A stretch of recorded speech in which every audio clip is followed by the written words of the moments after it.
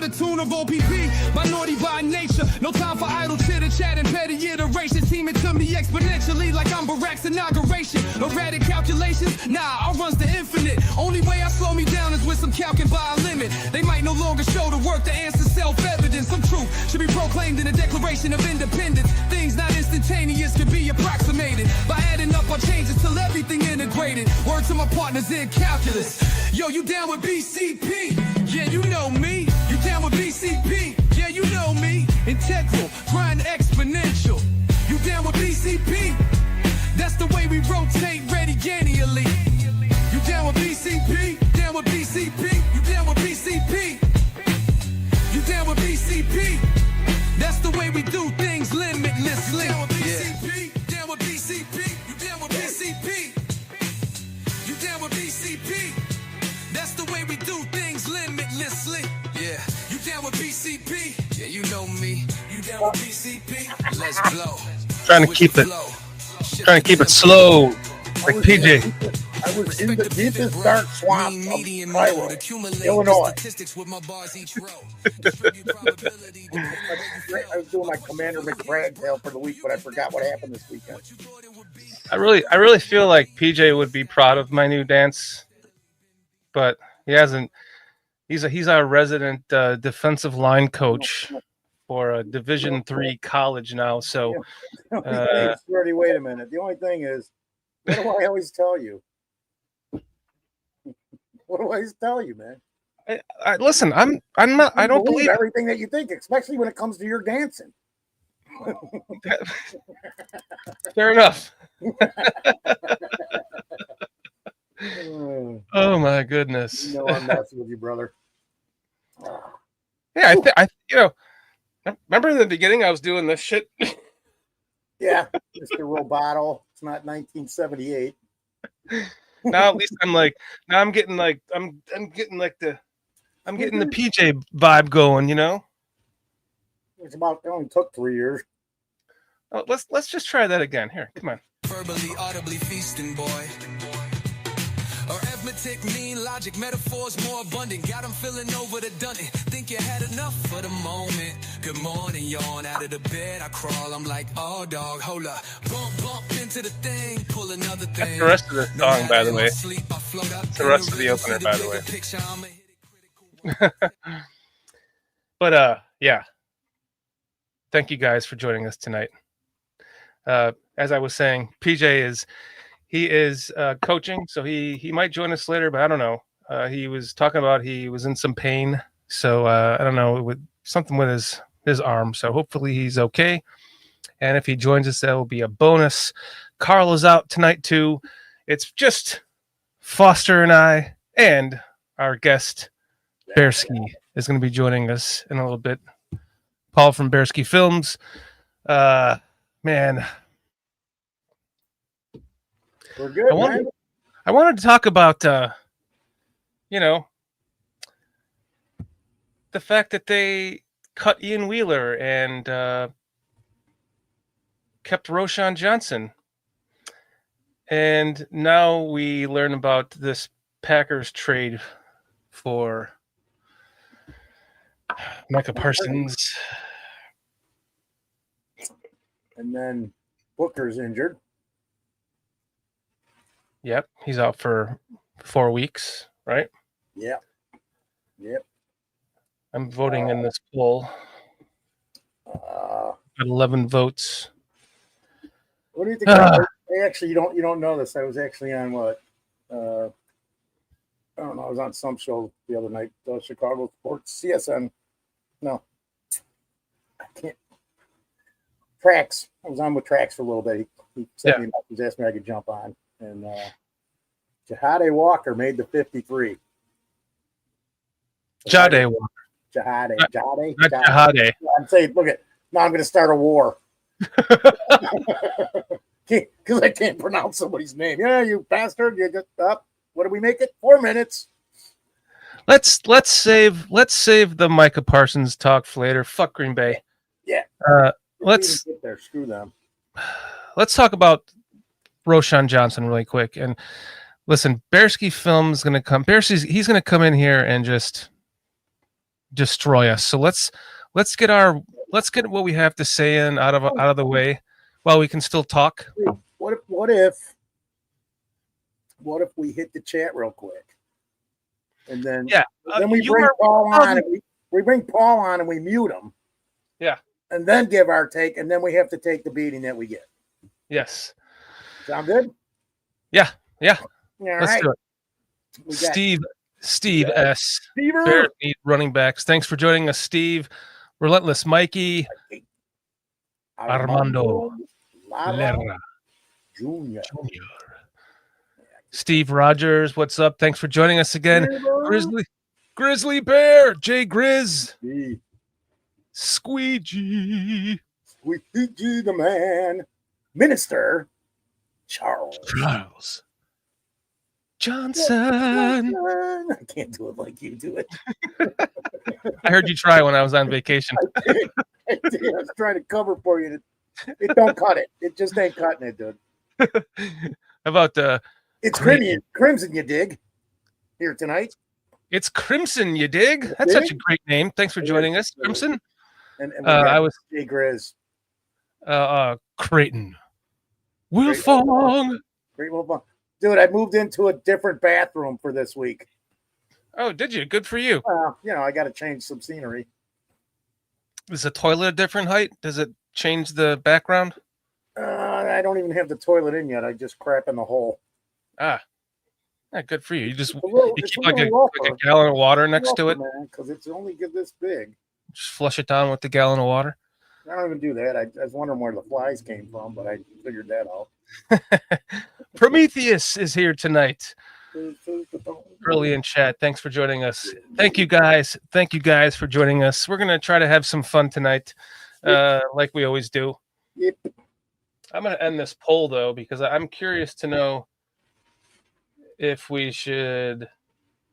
Let's see what the poll results are. Ooh. I don't know how to read that stuff. Oh, there it is. 31% said yes. I kind of fear fuck Green Bay, and then 68% said no. Fuck Green Bay and fuck Green Bay. Yeah, I appreciate you guys. And take the Brewers with you. Yeah. How do the Cubs get their manager, and still the Brewers are the best team? Season ain't over. I'm thinking the Brewers peaked too quick, and right now the Cubs they just swept the Angels. So I think I'm back a couple games because I lost stuff over the weekend. I was out of town. Yeah. Didn't pay attention to nothing and stayed an extra day. So I'm 3 days behind on everything. But that's why I got the Cubs cap on with the Bears shirt, because I'm trying to get a little Cubs mojo going, because right now is the time to get hot and start playing the best ball of the season. Yep, 100% correct. I'm hoping the Brewers did it too early and they're gonna.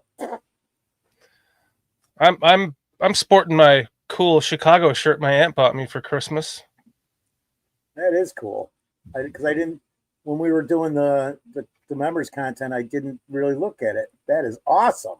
It's all Bears players. That is awesome. Now I want one. Yeah. Hey, we should sell them.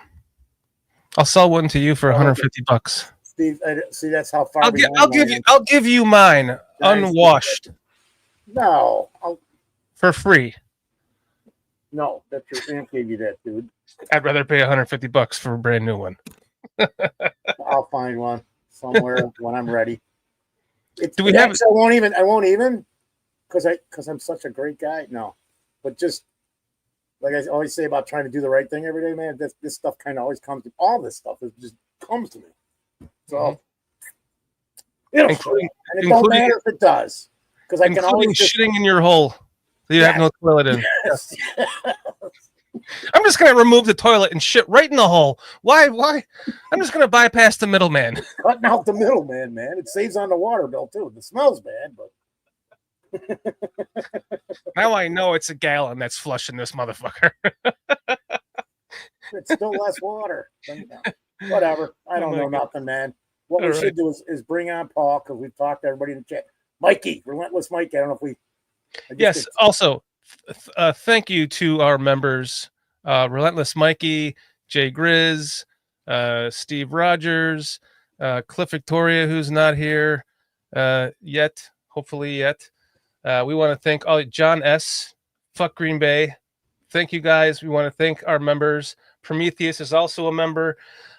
We have our members content that we just did before the show, and we'll be putting that out later tonight as well for you guys. So thank you guys. We appreciate you. Thank you. Absolutely. Everybody in the chat too. I mean, we're blessed with these guys because they're just people, man. They're people. So are you ready to lose the show to a pissed off Bears fan? Yeah. So what's different? Oh no, you haven't been so pissed off. No, you've been pretty good. I had a couple of soapboxes. I mean, I was most recently pissed off that before the Bills game, James Brown was like, "Oh, Caleb Williams had an up and down season last year," but then everyone wants to preach that narrative, but they don't want to talk about what he did well. Yeah. It just drives me fucking crazy. It's a nationally televised game, and that's all you say.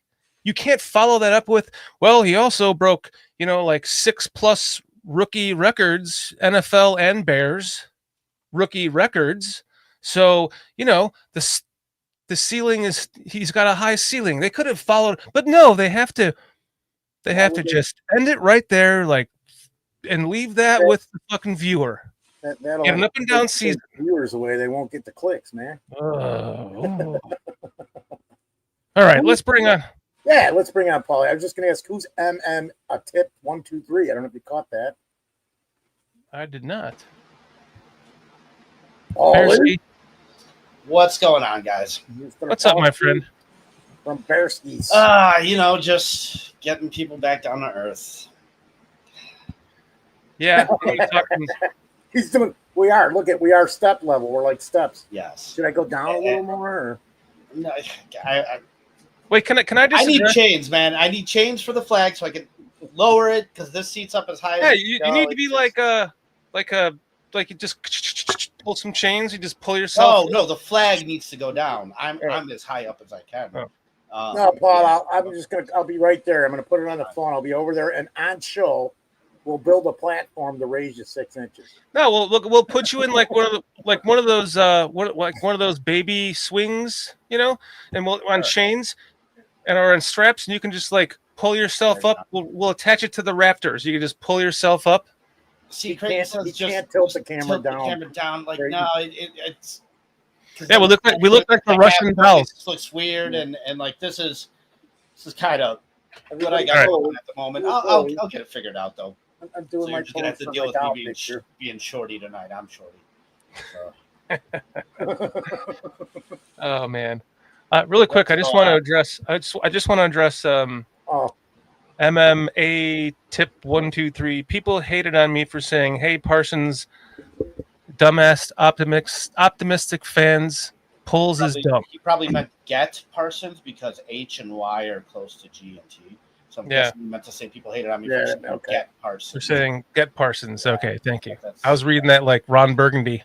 Yes. No, I'm pretty sure that's what he means. And but I'm not about trading away the future.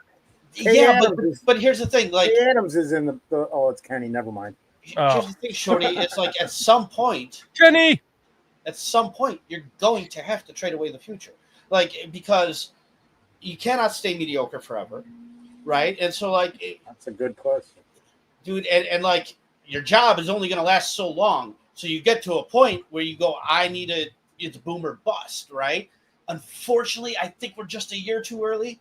If this was available next year and we knew more about who Caleb's is, you know what I mean? Because, Shorty, you said up and down season, it's just true. It was what it is. We're still going into this year with questions, right? There's still uncertainty at hand, and those questions need to be answered. But, on the other hand, those pass rushers aren't available every year like this. And when you do get them, you sign them for an extended period of time. So when you do get good, they are here. Right, so you got to kind of balance that out, but you got the quarterback on a rookie deal. You can afford to spend some money on the defense. I mean, oh my God! You know what you just brought to my brain? What? in 2018, the Bears thought that they had the quarterback and the coach, but neither of them, they were both far inferior to our current situation with the quarterback and the coach. Plus, the rest of the player, our offense is just, our receiving core and everything else is just far better. This is that same exact situation. Only it's like the Bears had like cold feet on it because of the same situation. Because technically that was the right thing to do. If you had Trubisky and Nagy and they were the guys, you go and you get Mac, right? And Mac puts over the top and allegedly. Wait, let me finish. And so now it's the same situation. Only both the quarterback and the coach are far more superior than those two, and the receiving core and the defense is somewhat, similar. But you add that one piece. I don't know. I'll let you go. Yeah, no, I mean, same thing with Julius Peppers. Same thing. That top tier defensive end, guys. Okay, I wanted to ask you this. Give me your top 4 most impactful positions. Quarterback, defensive end, left tackle. I'm with you. My 4th is defensive tackle. Yeah. But I mean, I'll take corner. Like I get that. You know what I mean? Like cornerback, yeah. But it's really quarterback, protection of the quarterback. Go after the quarterback. Right? And like for me, go after the quarterback's important. That's why I put defensive tackle up there. As far as like band-aiding positions on this team, we have band-aided the hell out of left tackle and defensive end. 2 of the top 4 most impactful positions. It's like every year we go into this same conversation, right? We're talking about what, one of 2 or 3 positions. It's always defensive line and offensive line, and then pick anything from there, right? Yeah, and so I go back on things, and I'm always one that's like, man, when you look back at the failure, it's like, well, that was obvious. Things were obvious. If we look back, if this fails, right, we're going to look back at it and go, why didn't we draft a left tackle? Why didn't we draft a defensive end? Why did we take wide receiver 3? Why did we take tight end 2 instead? Dude, and I was talking about this with Carl. It's like Justin Jefferson had 1,400 yards his rookie season. Okay, you're talking about immediate impact. That guy was pick 22, pick 23? Like immediate, huge impact. Rome had 700 yards and 3 touchdowns. Who was throwing to him? Wait. But Bearski, okay. Follow that up with as a rookie. Justin Jefferson. And then it doesn't sound so bad. When's the last fucking rookie wide receiver that had 700 yards receiving for the Bears? For the Bears. Dude, so for the Bears, right. I'm not trying to win a fucking feel-good trophy here. I'm trying to win the trophy everybody else is trying to win. Understand. So I'm going to hold my standards to the league. Okay, you probably know the stat then. When's the last time a rookie name all the rookie wide receivers that had 700 yards or more? Dude, I don't know. Did Alshon? No. Let's look that up. Maybe Alshon. Dude, I hear you. It's not a great list for us. For the NFL, though, I'll tell you, Puka Nacua got drafted 2 rounds after Zach Pickens did. I'll tell you that. Dude, like last year, Brian Thomas Jr. did just fucking fine, man. Like, but the positions like defensive end, defensive tackle, left tackle, those you got to draft high. Like more often than not. That was a dumb question, by the way. What? There's been a lot that have had more than. No, it's just not myself. I'm just it's Don Burr. But it's just realism. I'm not going to sit here and no, it's not even about Parsons, King Booker, because I was saying this last night even. And then Parsons just even reinforces it. Guys, we did our season predictions last night. I got this team at 6 wins. I went back to last year when I predicted 9 wins, and that was a fantasy. We got 5 wins. Okay, I went back to the list of myself predicted 9 wins. Yeah, boo it. Chat, just so you know, disclaimer, I pissed my chat off yesterday real bad. So, like, feel free to disagree. Feel free to argue with me. I'm going to stand my ground and tell you why. As much hype as there is, there's still a lot of concern, man. Dude, coaching is upgraded massively, right? That was a big concern last year. However, like Andy Reid spent 20 years in this league without winning a Super Bowl until he got Patrick Mahomes. At the end of the day, it's on the players. And you know what I saw the players do last year? Shit themselves. So, dude, dysfunction doesn't just disappear overnight, right? I think we have a good coach in Ben Johnson. And I was arguing this with Carl because Carl's predicted the start of 1-4. And it's like, dude, if that happens that way, if you go 1-5, Caleb's on a fucking hot seat. I'm sorry, I don't know if I can swear on here or not, but Fuck no, you can't. Why are you swearing? Why the fuck would you fucking swear on this fucking show? Why the fuck would you even ask that fucking question, considering how many fucking times you've been on the show? We are who we said we were. I know. I just don't wanna, Well, I don't know. Policies might have changed. But honestly, we might have a good coach in Ben Johnson, but it's all going to be on Caleb's shoulders. Guys, you know what the path to 10 wins is this year? There's one way, and it's Caleb's a superstar. And I'm saying a top 7, top 8 quarterback. If that happens, that's how you wind up with 10 wins. Otherwise, that is exactly why I have spent so much money on his rookie cards. That's the problem, Shorty. I'm trying to save you here because what I'm trying to tell you is I went into the future. I went into the future, Bearsky, and I saw the Caleb Williams statue that they have outside of the new stadium in Arlington Heights. I saw all the trophies on the wall, and I'm just here to tell you I came back from the future, and I decided, just like if I could have gone back into the past, because I just got the time travel machine. I don't know how to get back into the past, only once I could figure it out to come back to this time, or else I would have gone and bought a shitload of Michael Jordan rookie cards. But I decided to come back to this time because I only knew how to get back to it. And then I decided to buy as many Caleb Williams rookie cards as I could possibly get. Because I believe he is going to retire the greatest Chicago Bear of all time. I am sorry. I am so sorry, Walter Payton.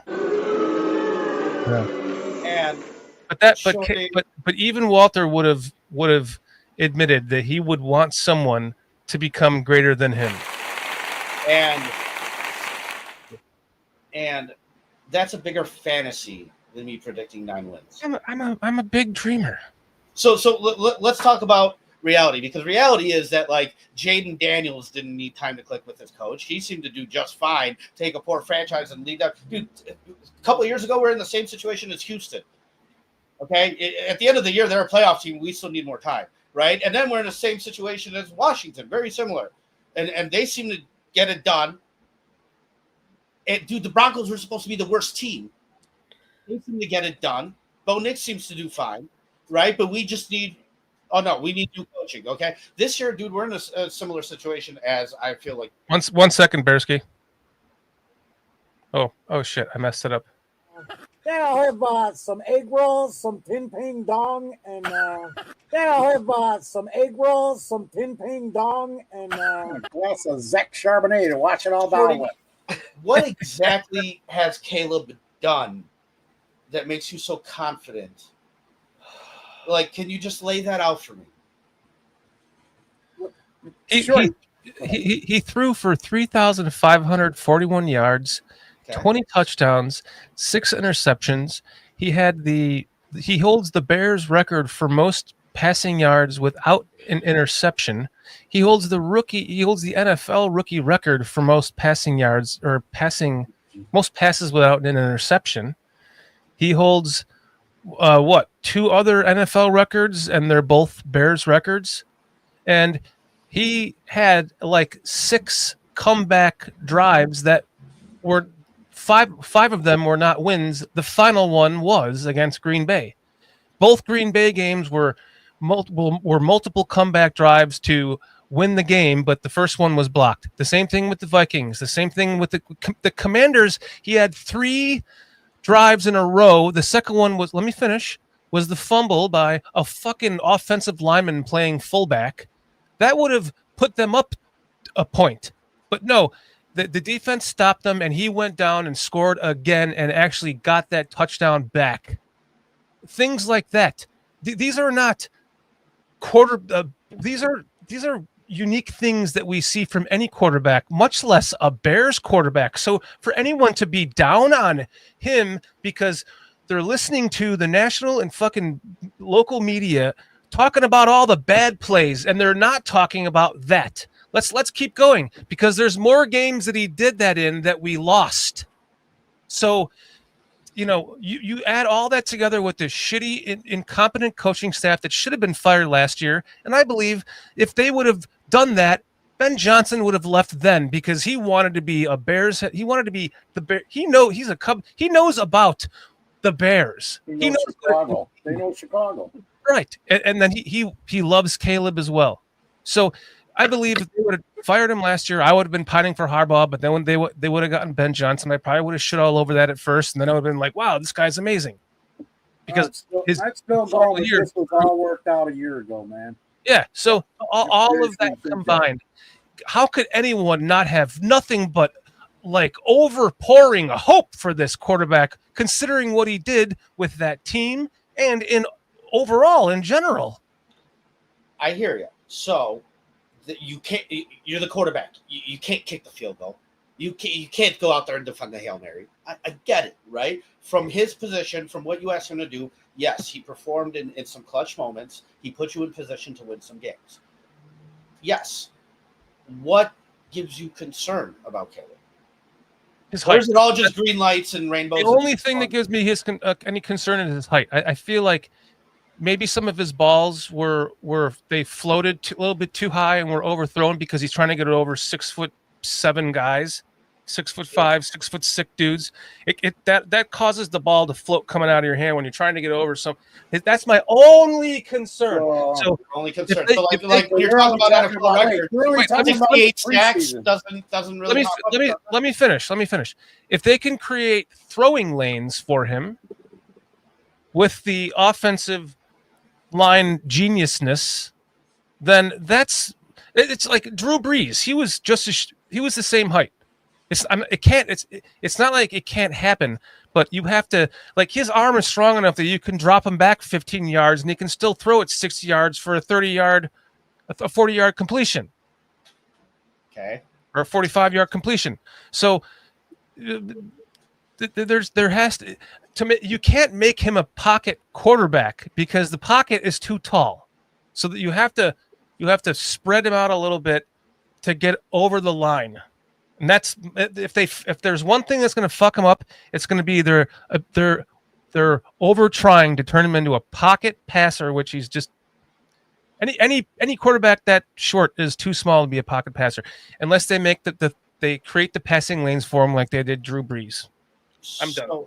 Yeah, so like we saw Burrow struggle to overcome a bad defense last year, right? But Caleb's going to be fine without us having any kind of pass rush. He's going to be fine with a band-aided left tackle. He's going to be fine with one running back who can run the ball. Like that's all okay, right?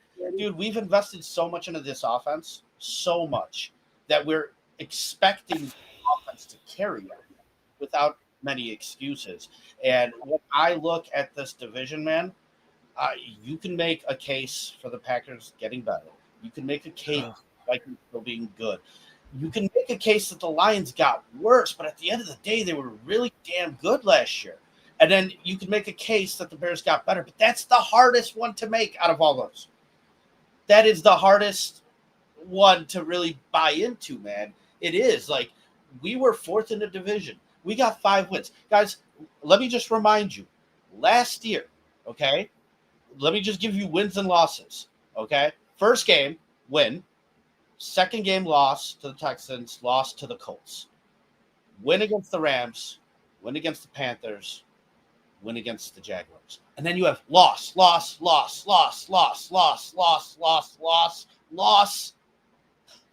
at the end of the year. That string of losses there was ugly. And so, like, yeah, dude, it's concerning because the team is not at a point yet where this is, dude, I think we're still a year away. I think Caleb needs to take a step forward this year. I think we need to answer a lot of questions.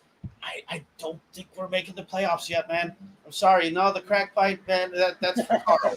It's crack pipe Carl, guys. But yeah, come week 8, week 9, when it's not looking so pretty, everybody gets down because you built yourself up so high. Like I said, I go back on last year where I predicted 9 wins, and it sounds insane. Okay, 11 here. Where we're at, like.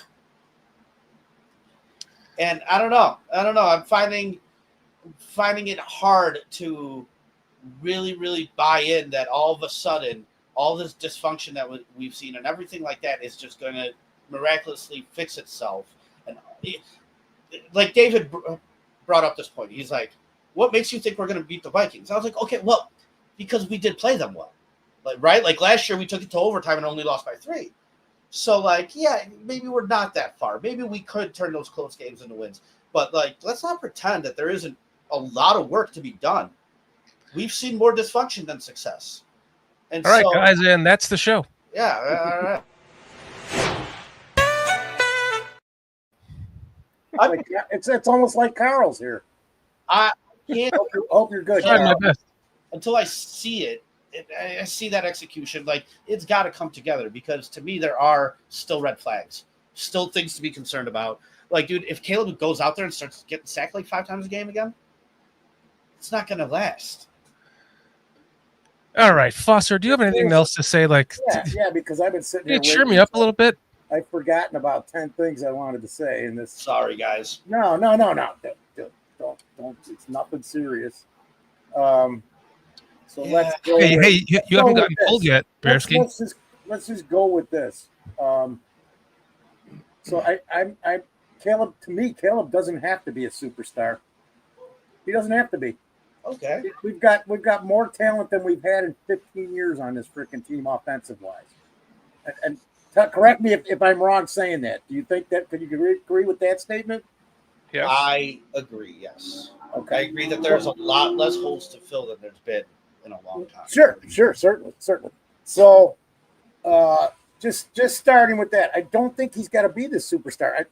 I honestly think, depending on the running back room and how that shakes down, that all he's got to do is repeat last year, minus the sacks. That right there would increase everything else, yards, touchdowns, the interception thing. You take away 30 sacks? Yeah, that's like 30 more possible plays, right? So, and here's the hugest factor is the coaching staff. I said this on a show I was on the other night. I'm like, wait, are you fucking cheating on us? Yeah, in the last 60 years, 50 years. I go back to last time Hallis was coaching the Bears. I think early 60s. We've had 2 good coaches since then. 2 good. I'll just start with the head coaches. So just with the head coaches and staffs, we've had 2 of them. We've had partials, like, great, 2018. I honestly was, like, shocked that we made it that far because that offense sucked. I don't care what anybody says. Justin Trubisky was not great. He had 1 great game. Go back and watch the games. Every game I was bitching, man, we should have scored there. We should have scored there. You're blown, whatever. So just taking just the offensive side of the ball with the coaching and the talent that we brought in, because I'm sure, because this always happens, especially to my teams that I love. Not all the talent's going to shake out, because it always happens. Think about it and be honest with yourself. How many times? Because we always bring in guys too late. I don't think we did with Tooney, but things just happen that way, and it happens every damn season, whatever sport I'm watching. Look at the Bulls. I won't even go there. So just on the offensive side of the ball, I don't see how we can't be better than we've been in recent years, period. Let's just go back with the last 4 or 5 years. I don't see how we can't be better. Unless somehow this team can't do it, and again, we're scoring 17, 18 points a game. Give me 24, 28 points a game, we're going to win some games. Go to the defensive side of the ball. I think I'm a little more concerned with that right now due to injury, and maybe there are some guys that we should have drafted or picked up that we couldn't I can't see how Poles wouldn't be on the phone with Dallas about Parsons, but if we got to give up so much to get him, is it worth it? And then how much? I mean, even with that, how much trouble are the Packers going to be in with the Parsons and Love contracts in a year or two? I'm just throwing it all out there as it's coming. Here's. Wait, let me just finish the defense before I forget. I apologize. Not my bad. Defensively, I'm a little more concerned. I mean, we were talking about hindsight earlier because you were saying, "Oh, we could have got this guy, that guy." If we didn't take Tyler Gordon or Jaquan Brisker, let's say, just take one of them out of the equation, there was guys that we could have got to help this offensive line sooner. But if we did, we might not end up. We might not, like you brought up on the what do you call it before? Whatever before the pre-show, our members content. Member pre-show, yeah. Well, then we might. I said something. You said, well, then we might not have gotten Ben Johnson, and it's the same. Oh, if we would have won that Commanders game. Right. That hindsight's 2020. I mean, there's probably 5 or 6 guys. I think if we didn't take Brisker, and somebody's talking about this too, that are now great players in the NFL that we could have had offensive line, defensive line. I think there was a safety in there just to go with, but I just don't see how we can be worse than last year or the year before or the year before. I don't either. You know, saying we're gung ho, we're going to win. Look what do I got us winning 10 games? I think I'm one of the lower ones. PJ might be the lowest, but I'm 11-6 again. I think I got 10-7. And I actually have that here. We can pull that up. So I am more concerned, Paulie, with the defense right now, with Booker going down and what we've seen in some of these games. I know it's preseason, but when's Johnson going to be back? Is he going to be back? Is he ready for game 1? Because, like I said, the last 3-4 days, I missed that the Cubs got swept by the Giants. That's for me, that's terrible to even not know that. PJ had the worst record. Then Carl had the worst record. Then PJ. What's Carl? Oh, that's right. Carl won 7. Then you. I went. See, look I don't even have him winning. I went winning 9 games. Oh, I went 10-7. Okay, that's right. I thought I went 11-6. I think didn't Chat went insane with 15-2. Yeah, Chat was on cocaine that night. They're just win. They were pulling a shorty, Paulie, and drinking like a 6-pack of White Claws and 40 milligrams of gummies.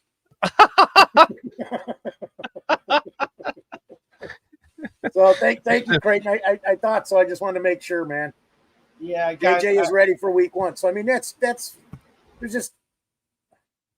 Listen, it goes back to what I was saying earlier, though. I'll stop. If we thought we were in the position in 2018 with Trubisky and Nagy to trade for Mac, 2 first-round picks plus more than that, then isn't this our window right now? Because the Packers are paying their quarterback. We're not. So if we got a 2-3 year head start with Micah Parsons' contract, and they only traded him 2 first-round picks. That's it. It wasn't any more than that. Like we traded for Mac, that would have been better for us to. And I'm not saying that maybe they tried, but he didn't want to play for the Bears or something. I don't know. You don't know. I would not have been upset if they got him. Like, yes. Like I said, those opportunities for that kind of player don't come around very often. But is our window open? Someone like that. Let's entertain this, okay? So even those close games last year, right? Say you steal one away from the Vikings. Say you steal another one away from the Packers, right? Say you steal that Washington win. Guys, we lost 6-3 to the Seahawks, by the way. But I was at that game. Jesus. And say you just steal one more somewhere, right? And you get an extra 4 wins. You have 9 wins. The Packers still have 10. The Vikings still have 13. The Lions still have 15. You're still 4th in the division. Right. Right? So the reason why the Packers made that move is because they're trying to get over the hump and compete with the Vikings and the Lions and become the better team. Dude, we still have ways to go. This year needs to be a huge stepping stone. We need a lot of questions answered. We cannot be left at the end of this year talking about the same things I'm talking about right now. Like, no, I need to be way more confident that Caleb is the guy rather than being like, well, he could be the guy. Dude, they should, on Hallis Hall, they should just embed it into the cement. We hope to get lucky. Because it seems like that's what we're banking on right now. We're really hoping to get lucky here. Every night. And, dude, this division's so tough right now. It's so tough. It's really, really good. And it's hard to compete in. And it's not just going to flip like that, dude. We talked about earlier in the year how, like, even this offensive line thing is a 2-year project. They did a ton of work on it. It's not done. We still need a left tackle. Our guard position is still fluky. You know what I mean? Like, there's still work to be done. And although they have drafted some pieces, like, there's just some obvious Band-Aids. And like I started the show, 4 most impactful positions. They seem to be on 2 of the 4 most impactful positions. Like, defensive end and left tackle have not been addressed. Those are going to make a difference. That will play out. Dude, could you imagine Micah Parsons against Braxton Jones right now? The idea of that. I mean, I know we don't face him till week 14, but, like, the idea of that is just hilarious. And, dude, I'm just, like I said, I can't get on that, like, 10-win train just yet. I wanted to. I really did. And then I brought myself back down to earth, and I said, no, wait a second, because this thing still has a chance. Like, dude, why are we pretending like we haven't failed quarterbacks before? We've done this dance. Like, I hope it's different this time. We still don't know yet. And this year's going to say a lot. It's going to determine a ton. Tin Pan Dog here saying, I have confidence in our coaching staff as a whole, and I do too. And that really puts me in a conundrum. Bring up and change the subject to the thumbnail of the show, which is why did they keep Roshan Johnson? Like, what? Did he play a single snap in any preseason game? I don't know. There might have been something I missed. Maybe somebody can correct me on that. I don't think he did, but we did. And on top of that, we didn't hear a damn thing about him in training camp. And they kept him over Ian Wheeler. Like, was Ian Wheeler injured again for the rest of the season or something? Ian Wheeler is an undrafted free agent that had an ACL surgery last year. And he was still playing better than Roshan Johnson because we didn't even have any. Might be our best blocker, though. Like, at the end of the day, dude, I saw Kyle Monangai get blown up. Like, we traded Herbert away, not because he was a bad running, because he makes the offense one-dimensional. You're not putting him in a pass block, right? So, like, what Roshan Johnson does provide you, at least, is a little bit of balance. Sure. He might not be a superstar running back, but when he's in there, it still allows the offense to be balanced. I don't know. He's under contract. It's serviceable. It's the draft pick. It's one of Cole's guys, but beyond that fact here, he is the best blocking running back on the team at this point, because I haven't seen anybody else doing it in an NFL game yet other than him. If you go back and you remember, before his concussion, before that injury, he ran the ball differently after that injury until late last year. He started looking kind of like himself. I always thought that I literally said, if you go back and look at the shows, I said he's going to be a starting. He could be a 3-down back in my eyes. I still hold that. I'm just a little disappointed in what I've seen from him. So, and this coaching staff, they know more about these guys than we do because they're not there with them every day. Also, look at the coaching staffs he was working with prior to this season. I definitely believe that they were not using him right. I don't know how many times I said, yeah, you're going to first play the game for us offensively. You're going to run it to behind the left side for a 1 or 2 yard game with Swift, when I'm sorry, you should have been pounding it up the middle, left, right, center, whatever, with Roshan start the game, because he's going to get you to 2 or 3 yards at least. I don't know how many times I said that in a game. Just, I know what you're going to do. You're going to run it. So do they. And you're going to run it to the left side or the right side just by the way they're lined up. And that the other team knew it too. And Swift is not that guy. He's not that guy. Roshan's better at that kind of stuff too. But basically the coaching, I mean, when your quarterback saying, yeah, I never watched any film with my coach. He just told me to do what I wanted. What the hell is that? What the hell is that? With a rookie quarterback here, Yeah, there's absurd. There's the room. I mean, so again, it comes down to this, and I like to feel confident when we got Eberflus and when we got Nagy. I just didn't. I'd like to feel confident. I was optimistic, but I don't feel the same that I do about bringing Ben Johnson. And then when they start, because coaching is so huge, and we know it for a fact. We know. Look what the Rams do. Look what the Rams do. Two of their Cooper Kupp's gone. They got Nakua, and then they got 3 guys. Can you name the other 3 wide receivers? No, but they're all good. 2 of them are going to go for over 1,000 yards under Puka Nakua. Because of this is all coaching and scheming.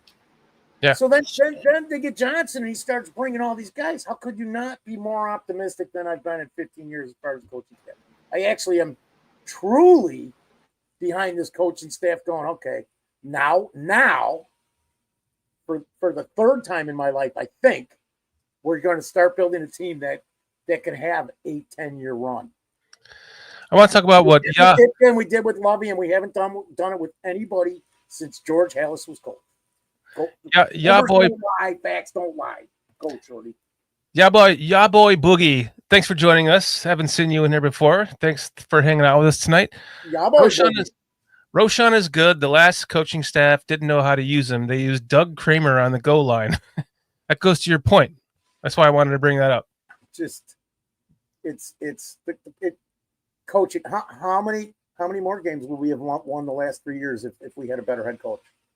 Because I know if you go back and look at the games, everybody's going to have an answer. Everybody's going to throw a number at that. Everybody. Look at. And Crimson's right on with that. Second season of Justin Fields, because he was not passing. He was different at quarterback after Nagy was gone. Yeah. It was his 3rd season for me that really did it. When they went 0-4, that game against the Broncos, it was Matt Eberflus's 2nd year. But here's the thing. It's like at that point we did a show and we're like, this guy's done. He is not it. But then at the end of the year, wins went up. It's only your 2nd year coaching. There are things to lean on to make the case for you to keep your job, right? And so it's like it's hard to pull that trigger when those situations exist. But from like mine and David's perspective, just as fans sitting on the couch watching it, we were like, no, like Flus is not a good coach. You don't fail that bad, that consistently, and just turn it around, right? Dude, I'm with you, Foster. I'm very confident in Ben Johnson. And like I did not want him. I wanted Vrabel because I wanted the known consistency. So far, Ben Johnson has overexceeded whatever expectations I had of him. And I'm really buying into the fact that you might be right. Like we might finally have a real coach here, which is great. But at the end of the day, this is why I brought up Andy Reid. He coached in this league for 20 years without winning a Super Bowl. We knew he was a great coach because he was making NFC championship after NFC championship. But it's the players that got to go out there and get it done, right? Like he finally won one once he got Patrick Mahomes. I look at these players and I go, man, this team was very dysfunctional. And that's my concern. It's like, that's why I'm saying it is all on Caleb this year. It's do or die for Caleb, because if you are a real coaching staff, you know what real coaching staffs do, Foster? You know what the Rams did? They made a Super Bowl with Jared Goff and then traded him away so they could win the Super Bowl. If we made a Super Bowl with a quarterback, we're not trading that guy away. We made the longest contract ever in the history of the Bears. Start for another 2 years at least. We would ride that trade out till it made sure to crash in front of our eyes. You know what a real coaching staff does? You know what San Francisco did? They traded up to pick 3 for Trey Lance and cut bait with him and started a 7th round quarterback and still made the damn Super Bowl. A real coaching staff is definitely confident in their talent evaluation skills, and that's what sets the bar for Caleb now.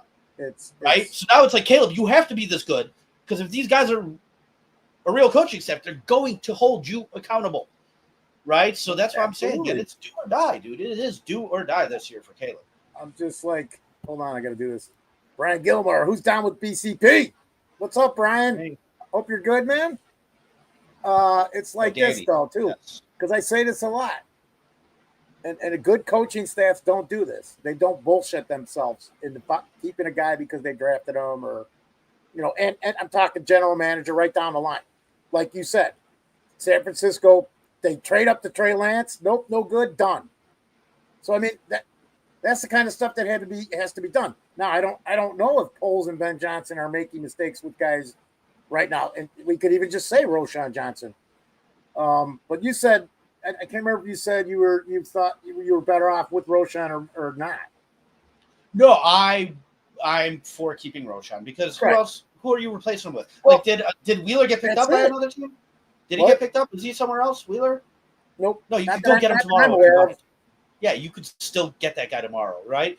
You cut Roschon, I think somebody's going to take him. Somebody's going to pick that guy up. Like Crimson says, and where are the 49ers now? It was one season, man. They're going to be back. I hear you, man. They went to They're overtime. going to be back and back with a vengeance this Yeah, season. no, dude. They opened up their window. They mortgaged a lot. They tried to do the same thing the Rams did. They traded away picks for Christian McCaffrey. Dude, they got so close. They took the Chiefs to overtime. Yeah. They didn't get it done, Crimson. And like, dude, if you open a window and give yourself an opportunity, like, I'll take that, right? Like, I'll take that opportunity. Dude, we go back to the double doink, and we're like, well, if we just didn't double doink, like, dude, you want that window to open up. You want those opportunities and those chances. And I get why teams mortgage for it because you're playing against Patrick Mahomes in the Super Bowl, right? And, like, you have to beat him. The Rams got lucky they wound up facing the Bengals that year. That's really what happened, right? And so, yeah, dude, it's a hard division, man. Hard league. And so, like, there's a ton of work, and I think we're far away from that. Like, we're very far away from that still. And yeah, I don't know, man. Like, that's why the Packers gambled with Micah Parsons. We didn't, I think, because I think we're still just short of knowing some things. There's too many questions still. I don't know. I absolutely agreed. I just still look at this. I look at going through my lifetime watching the NFL, all the teams that were consistently winning. They had down years after they had their 8 or 10 years of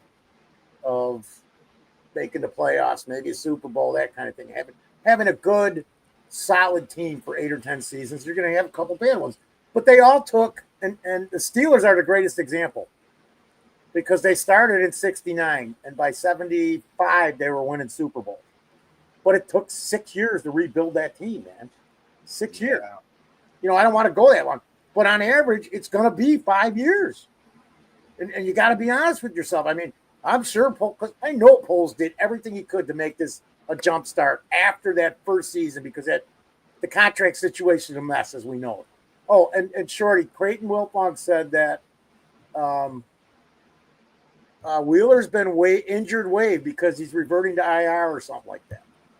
So, and I don't know what that's correct, but that wouldn't surprise me. That sucks. As far as Micah Parsons, we were going to face him once anyways. What's the difference if we face him twice?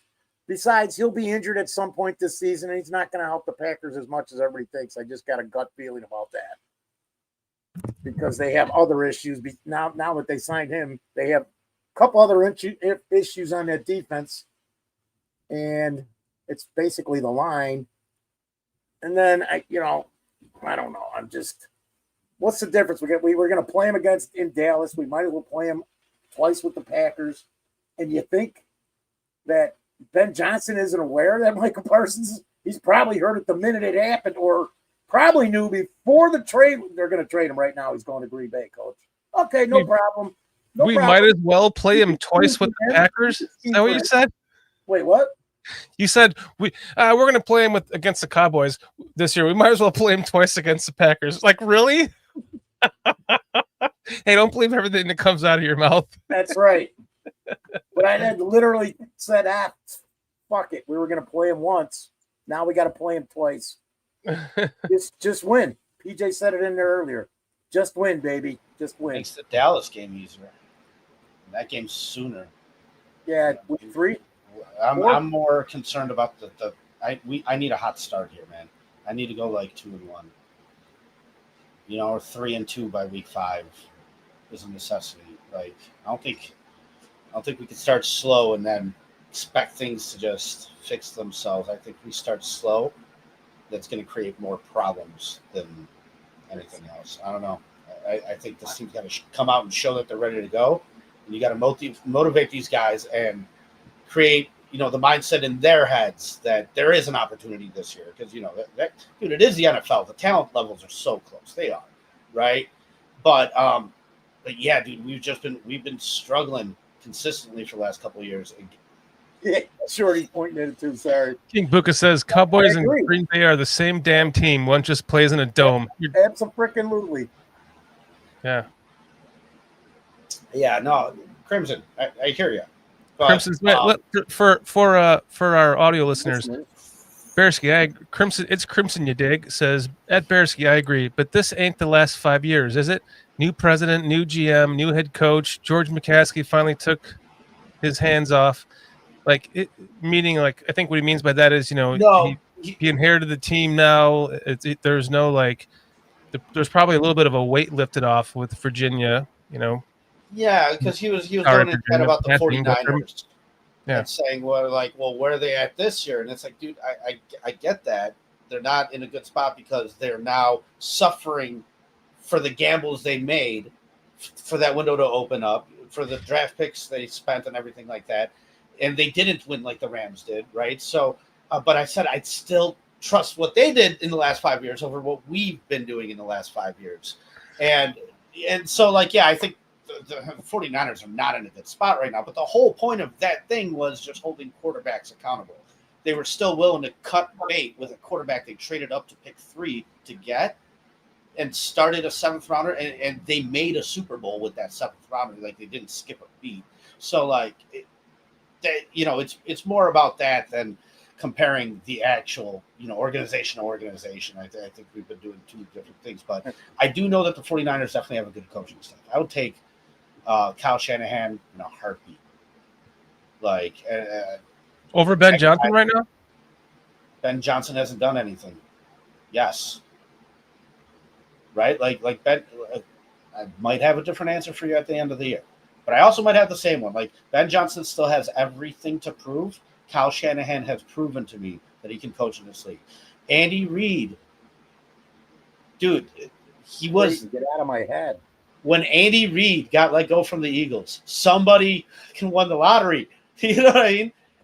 Because everybody knew he was a good coach. He just, that just didn't happen then. So, okay, but it happened somewhere else. A good coach is a good coach. I do feel confident in Ben Johnson, though. I do think we have a good one finally. And, dude, Kevin O'Connell's a damn good coach, though. I'm confident in that guy, too. Matt LaFleur, so iffy about Dan Campbell, too. But, Kevin O'Connell, what he's been able to do with that Vikings team is so impressive. I've had them failing every year, and it's they get 12 wins every year. I just don't. I know, me too. I don't know how. And every year, my buddy, who's my Dave Ski, is like, "Oh, the fucking Vikings, they're going to be the division winner." And every year he's right when he says that. Listen, Ked's the Canuck. What's up, Keds? He's like, I'm so fucking mad right now. Keds, you want a link? You want to come on and preach it to us? You want to talk to us? Send him the link because I know. I'll send you a link if you want, my friend. It's the Parsons things, man. It is the Parsons thing, and it's dude, and it's just here. It's Green Bay. It's just there, and I'm not all in on Love, dude. I've watched too many of his games, and just he's consistently inconsistent. They are so just go watch every pass he made last year. It's on YouTube. They did not go out and get Micah Parsons so that we don't gate on them and overcome them. They got Micah Parsons so that they could try and beat the Vikings and they could try and beat the Lions. Yeah, that's their concern right now. Yeah. And we're over here. And that's making kind noise. of just the way I like it because they're not going to look hard at us, man. They will, but we are not their concern. We are not the Packers' concern. Yeah, it's the Lions and then the Vikings. And somebody earlier said they probably stopped by. I told you I'm going to piss off your chat tonight. But they're like, there's no way this team gets worse. Guys, 6 wins is better. Yep. Let me remind you of that. Yes, We get 6 wins. That's an improvement from last year. It's not I in just a wanna- great spot because right now. I'm sorry. I feel they're going to start off slow. I wish they would have played the starters a little more, not counting the Kansas City game. Just Reps to get are continuity. I mean, and then that might have not even mattered. But I think having Tooney not play, man, Newman, what a surprise that is. How he's looked and played multiple positions in one game. That's the one thing too that I wanted to talk about and I forgot was, so I've been saying, I think maybe we got some depth on this offensive line for once for 3 years, and kind of in the back of my head going, do we really? Well, we could, I don't know, but with the draft, even people are bitching about the Ozzie draft. I think there's somebody that can back up right tackle, and I think, okay, so left tackle's still a question. You know what? Maybe we gotta address that next year, but maybe we don't. I know Braxton got knocked around a little bit here and there, but I'm hoping everybody can improve just by being around Tooney. Just the fact that he's in that locker room with those guys, little tips during the game. It shouldn't do anything but help everybody on that line. Interior line, not now, boy. So if we got Bill Murray and Newman there, I feel better about the interior offensive line. PJ and I have been on an interior offensive line tangent for 3 years. Did Bill make this the is team? the best I felt about it in probably 5. I have one question and one comment. The question is, did Bill Murray make the team? And the comment is, look at, you got Rocket Dream, Shooter McGavin, Duke Rufus. Yeah. Joining us tonight. Thanks for hopping in with us tonight, guys. They're all 3 are new names in a row. Did you guys come from Twitter? Shooter McGavin, I've seen. I just don't know where. I think he was in Happy Gilmore 1 and 2. Absolutely. Murray didn't make the. Okay, see, you know what? I'm stupid because I just started looking at the 53-man roster today. I didn't look at it when it came out because I was with some family members and things are not up to par. So it was more important to take care of that. Word. Well, it's great to see some newbies in chat with us tonight. Thank you for joining us. I don't know if you came from Twitter or not, but we appreciate your hopping in with us. Michael Rice, thank you for hopping in with us. The Scrolls, good to see you again. Would you rather have Parsons or Jaylon Johnson? This is why I didn't want to pay a cornerback that kind of money. It blocks a move like this. Yeah. Bear down, Duke Rufus. I think Jaylon Johnson's actually got a favorable contract. He's about at $18 million a year. You're gonna have to pay Parsons a lot more than that. He does have a favorable contract, especially when you get to next season. He's got a very favorable contract. Yes, and why do you think he wants to rework it already, guys? It's not the money thing either. Like, you can make the money thing work, especially right now while you have a quarterback on a rookie contract. You can figure that out. Like, you can figure out the financials. I'm pretty confident of that. Get creative with contracts and things like that. But I think it's more situational. I just don't think we're in position to feel good about mortgaging that kind of draft capital. Ryan Poles just got a contract extension. It's not do or die for him yet. Like, you make those moves when you're coming to the end of your tenure. You go, I got to do something here to spark this up so I can get another contract extension, because you're not going to do it by just being mediocre. And yeah, at some point you're going to have to gamble. I just don't think that point is just yet. Yeah. Ryan Gilmore's saying right there, like, you don't want to shoot your shot a little too early. Because then if you do, and then these questions that are unanswered, say you do trade away 2 first-round picks, and then Caleb isn't the guy. Well, now you don't. Sure, you shut your mouth, Bearski. God forbid we entertain the fact that, he doesn't. You shush your mouth. I'm just saying you have to explore. Stop with the. Listen, at one point you just got to give in to a little bit of. it's inevitable. Like, we got the guy, bro. It's inevitable. It's going to happen. Don't listen to the brainwash. Be who you are, Bearskis. I'm not. I I can't went to do the it future. anymore. I saw. I know you're going to be you, and that's why you're here, dude. I went to the future. I saw the Super Bowl trophies. I saw the Caleb Williams statue, and I'm back here to tell you, you got to buy in now because, Caleb wants 8 Super Bowls. Well, he's going to get them, and it starts now. It starts this season, my friend. I want 8 Super Bowls as well. Yeah, it's going to happen. I'm buying into it. Yeah, guys, it's There'll be 13 years left. There'll be like 4 years left on a 18-year career. I'll be like, well, at least he can get us 4. That's how I'm optimistic like that. Yeah, I'll take 4 out of 8. No, I'll take 3 out of 8. Yeah. Fuck with his is he going to retire? I'll take 1, but I'll die with the optimism. I hope so.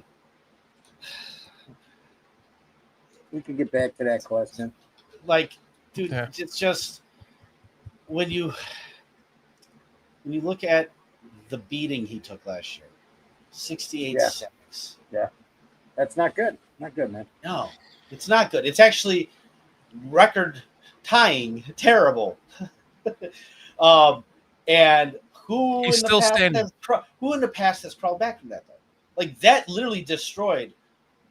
I forget who it was, Derek Carr or David Carr.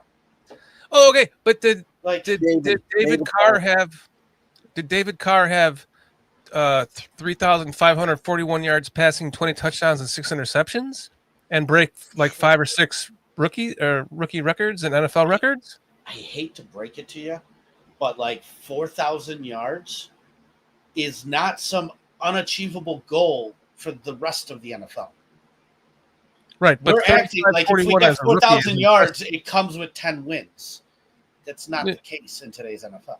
right, but it's still impressive as a rookie. Yeah. Yeah. Sure. That's all I needed. Yes. Okay. And I'm We're hoping trying- to get there. We need We're to trying get to there talk you up compete. here, Bearsky. No, yeah, we need to do these things to compete. But like I said, I just saw a damn good quarterback in Joe Burrow struggle because that team's got a shitty defense. Dude, look up the story of the 2010 Chargers. Number 1 offense, number 1 defense, 32nd special teams, and they went 9-7 and missed the playoffs. Dude, so like you could have a lot figured out. The balance is super important. There's a lot here, man. There's a lot that goes into this. And when I look at the other teams in this division, it seems to me like they kind of got it figured out right now, and we kind of don't. And that's why I'm still at like the mentality that like, no, this year needs to be a huge stepping stone forward. We need to see the Lions start to crumble. Like we need some things. We need JJ McCarthy to be very average. We need, not only success on our end, but we need failure on the teams around us in order for the year after that to be extremely optimistic. But like I painted the picture, even if you steal 4 wins, 2 in the division, 2 outside of the division, last year you're still 4th in the division. Like, sure, the Packers go 0-6 in the division that year, but then they still have 10 wins and you still have 9, and they're 3rd and you're 4th. Like you're bad right now. That's it. That's Well, it. well, I mean- Enough of this guy. That's it. I You was finally- because Duke Rufus has got exactly what I'm thinking. I just got another win on there. That's all. And Duke Rufus says, I'm not expecting the world this year, but we got to be better and more competent and continually improve. And he doesn't have that in there. I'm adding that in there. I want to see, because I do not expect a quick start, man. I can't say that because the first game, I just say this, man. I'm like, Dennis Allen, make sure JJ never gets comfortable in this game because it's his first NFL game ever. Remember that. He didn't play last year at all. So this is going to be his first game. So I don't want to see him confident and comfortable in any way. And I just want to see that the weekly growth. And let me get back to Duke real quick because the last thing he says, okay, I'm not expecting the world this year, but we got to be better and more competent all the way around than last year. I'm hoping 8 wins with the losses we take with us, at least being competitive through the game. I'm guessing something like that. Yes, and then follow it up with that's what I'm hoping for, because I'm not and saying we're going to win the playoffs unless, I mean, things happen. It can happen, man. We But so could. you're saying- It's not something I'm saying is going to happen. It's not something that. You're saying that's what I'm hoping for. Can you bring up those win totals again? Well, I am hoping. I got 9. Okay, all right. So you're right there. I think 9 is like best case scenario. You know what I mean? Boo. Let's bring on Keds. What's up, Keds? Do you have anything better to say? Nothing better, Okay. bro. Thanks for joining us, buddy. Take care. Get him out of here. What are you doing? John King Just Brown replace Stockton. his Keds What's ball up, up man? pretty huge ball. Yeah, no, he's not. He's got more hair than me. I was going to say just replace one bald guy with another, but no. Hey, you got me waiting. hey, now. I'm sorry. I'm not going that route with you. It's just All right. it's a All right, Caesar. It's a low fade, Let me Bears. pull him. He deserves it. You have plenty of hair compared to him. Keds, what's Oscar up? Thanks. Covers, you've been looking great on camera lately, man. I've been waiting to tell you look fantastic. You don't look like a 100-year-old man or like Master Roshi anymore. You're great, bro. He does. He's like the most handsome he's ever looked on the entire show. And he's about to shave that shit off for our Bears playoff beer that we're gonna start fresh from. I'm more confused now than ever. I don't know what to think anymore. Hey, man, take Is it. that a compliment or not? I just don't- Accept the compliment. It might be backhanded, but hey, man, look who it's coming from. I woke up today, brother. I woke up. See, hey, man, I think When he did, I he think pushed we all open his woke up. coffin to see if there was a light out, and it was like, oh, it's still light out. I had to close that shit. Dude, I had to board up all the windows just to do the pre-show. Oh, boy, it's still good some light to see coming you, in over man. from the Where's west. PJ at? PJ is he's been coaching, so he's out tonight. So He's And, been in the chat. yeah, he's in chat though. All right, shout out to you, Peach, man. Miss you, brother. Keds, Boys. thanks for Gotta hopping keep an on. eye with on us us so we don't bury the show so bad that they take it off the air. Bearsky, how about you, man? How's life, Bearsky? It's life, man. Life's life. Life is One life. step at a time. Do the best you can He's do. as pessimistic as always, That's Keds. what she says. So wait, I gotta ask this because I've been dying to know. Tell me what you're so freaking mad about, Keds. Limelight, Man, put them up. like front and I center. try to. All right, here we go. We're gonna get Go it. for it. So I try to Big give. step for this one. I try to give Ryan Poles the benefit of the doubt, man. I want to think that my GM is awesome and he's cooking up schemes. He's a friggin' chess master. Uh-oh. I don't think looks like he's we a have to leave chess these two alone. master. I don't. Yeah, you might just want to leave this one with me and Bearsky. Like you're right. I don't know, man. Kids, my co-host David put it very well because somebody in our chat was like, "No, Ryan Poles is great," and it's like, okay, so if Ryan Poles is great, what does that make Howie Roseman? Like if Ryan Poles is a chess master, Howie what does that Roseman make is Howie a chess Roseman? master, bro. God, Howie like- Roseman's the chess. No, right.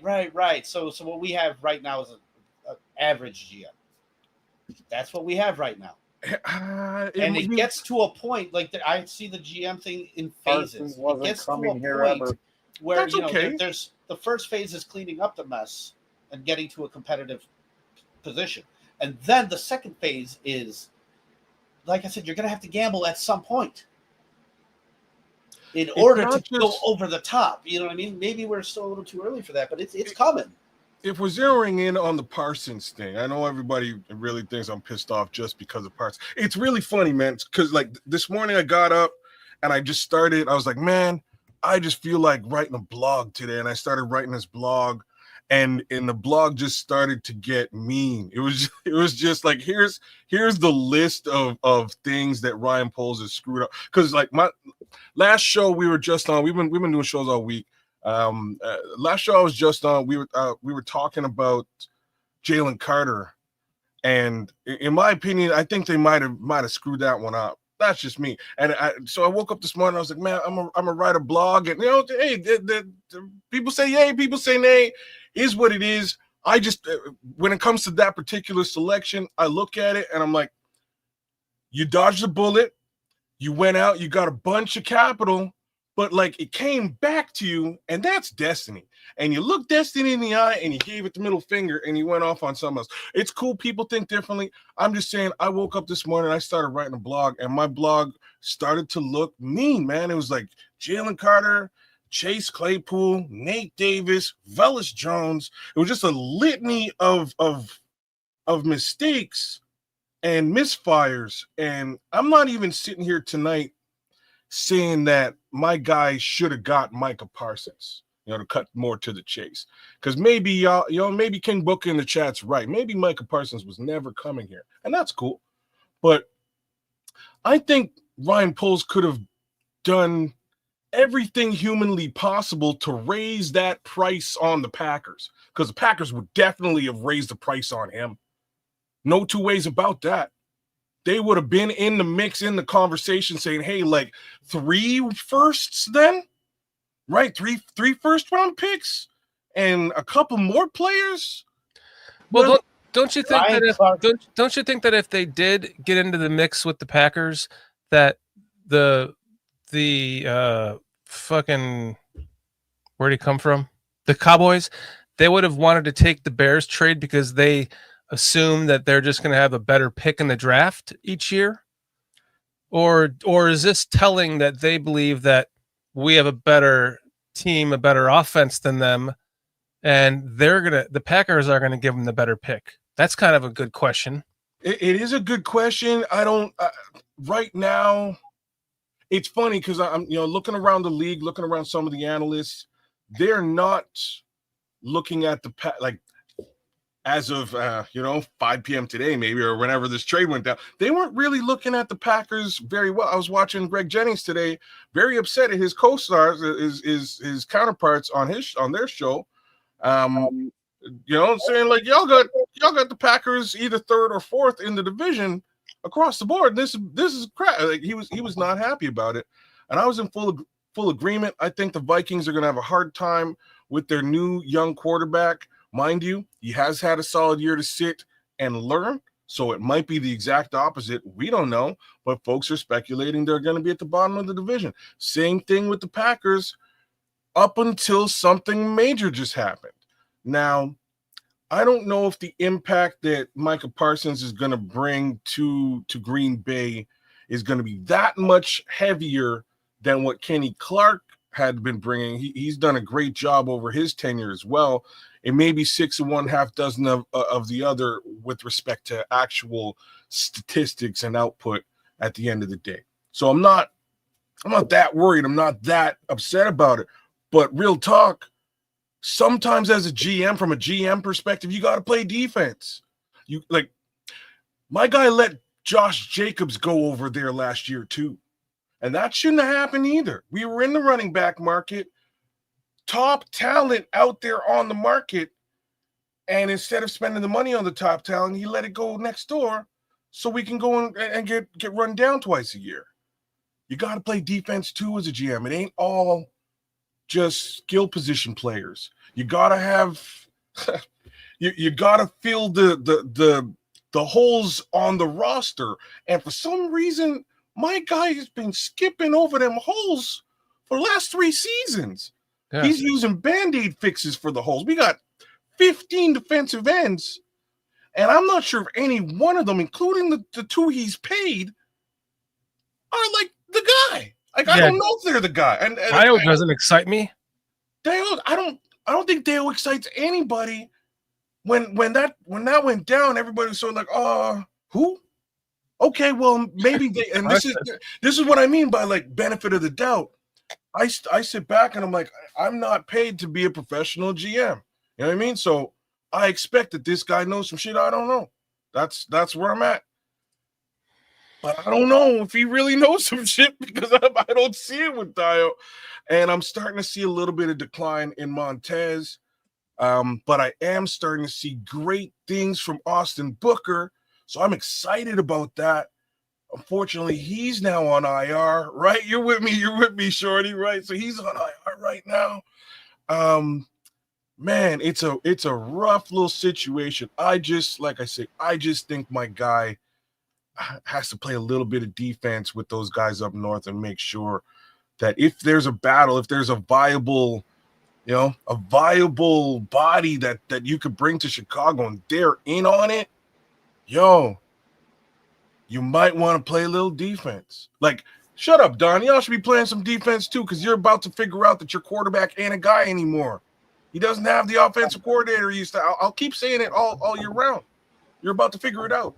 Hey, I'm happy to have a guy they can't win a Super Bowl with. And unless Detroit says we're going to keep the same offense and Jared Goff, because you're like so familiar with it, we're going to allow you to build off of it with us and kind of like Andy Reid and create plays. Like, we'll give you Wednesday to create plays and stuff like that. Fine. Then I could agree with you, Don. But you guys, you lost your two biggest assets to your coaching staff.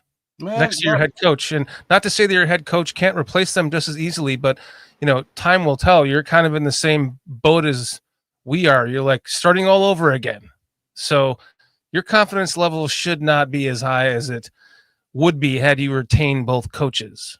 Nah, I mean, they got the humanity over there. There's nothing wrong with that team, but that humanity didn't get you to the Super Bowl last year. What do you do now? Dude, I love Brian Gilmore's comment. Can we let the team play a game before the sky is falling? The sky is not falling. It has been fallen.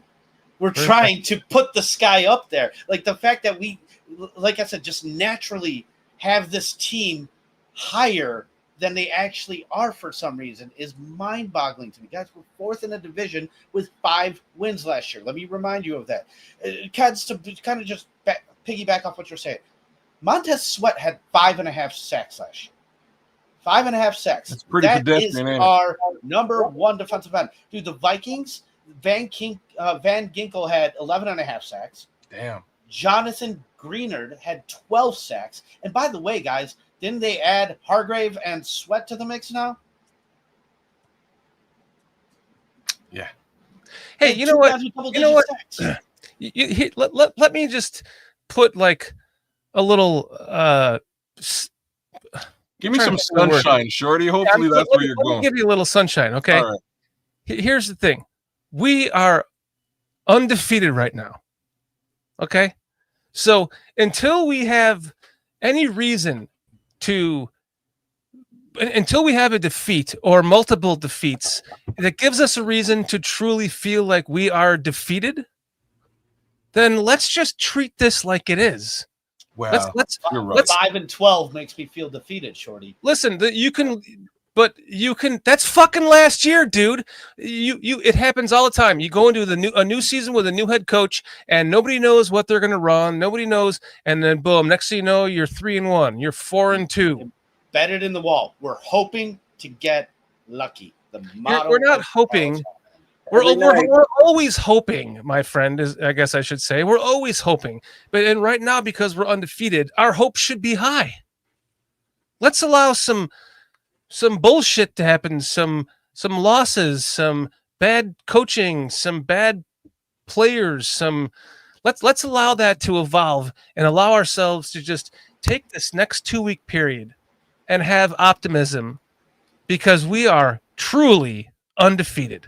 That's all I'm going to say. I'm dropping the mic. I've been a fan of this franchise for however long. Like, you really need to see it again to believe it, Shorty? Is that what you're telling me? Like, I need to see it fail again. I didn't think I could find. I didn't think. You don't shit your pants with every fart, Bearski. Dude, the sheets are so stained. I can't even tell if I shit. Dude, you don't know what I drink. It all depends on what you're putting in. He's Foster's right. Look, like shout out to you, Shorty, man. Big ups to you for being the optimist. I know I can look towards you for some sunshine. Shout out to my guy Crimson out there too, man, because he's saying he's thrilled with the whole situation. I'm still somewhat optimistic about things because of my personal level of expectation for this particular season. I don't think the Bears are going to the Super Bowl this year, but I do think we're going to look like a football team for once. And what I mean by that is we're going to have a defense and we're going to have an offense. There's still holes. We all know what the holes are. There's things that need to be rectified. And my opinion, I think we can rectify those things in the 2026 draft. In 2026, thank you very much. Thank you. In 2026, I think we're really vying for contention. But this year, I think it's a bit of a prove it situation. That's Oh. it. Yeah, but Shorty's like thousands of dollars in. That's what I'm saying. I'm worried about my man here because, like, it hasn't happened yet. Keds, I'm with you. And I said the same thing, just probably in a different way. That's a really nice way to say it. But yes, guys, we're not there yet. Yo, Don Berman, sometimes Don kills me, man, because I was shitting all over Travis Homer. I mean, the other Just day, let you Don still got Travis Homer, brother. That hurts, man. That misery hurts, those fans face forever. They finally get a little sunshine. Like I said, they're playing with a quarterback that can't win the Super Bowl. Like, he's proven that already. But it's the best they've had, and it's the best they're doing, and they're better than everybody else in the division right now. They just have to not fall apart. Like, their task is easy. I mean, but they're gonna probably fall apart. Like, there's just too many moving pieces there, in my opinion. I don't know. I don't trust Dan Campbell. I don't know about you guys.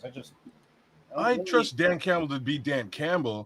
I don't trust the guys underneath him.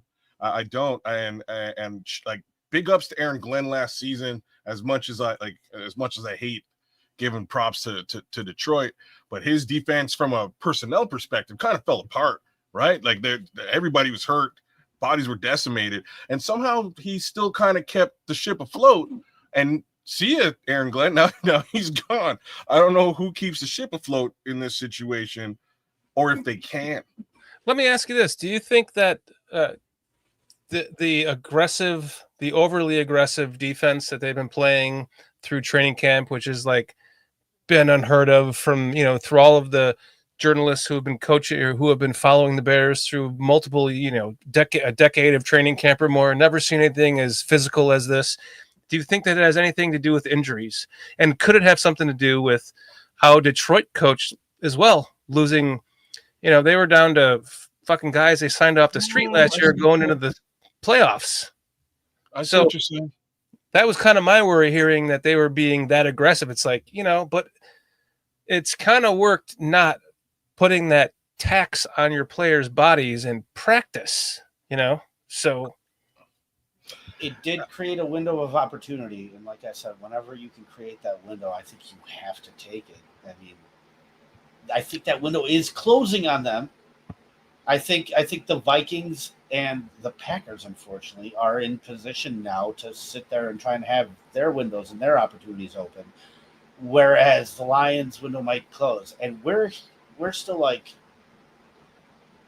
I don't know. That's what I mean. Like, I can't see, the scrolls, Bears 12-5, Lions 10-7, Packers 10-7, Vikings 7-10. Like, I just can't see that. I know, Shorty, you said it does happen. Teams do go from worst. The Matt Nagy team did it, man. Like, this is much better than that Matt Nagy team. Is it, though? In a much better division.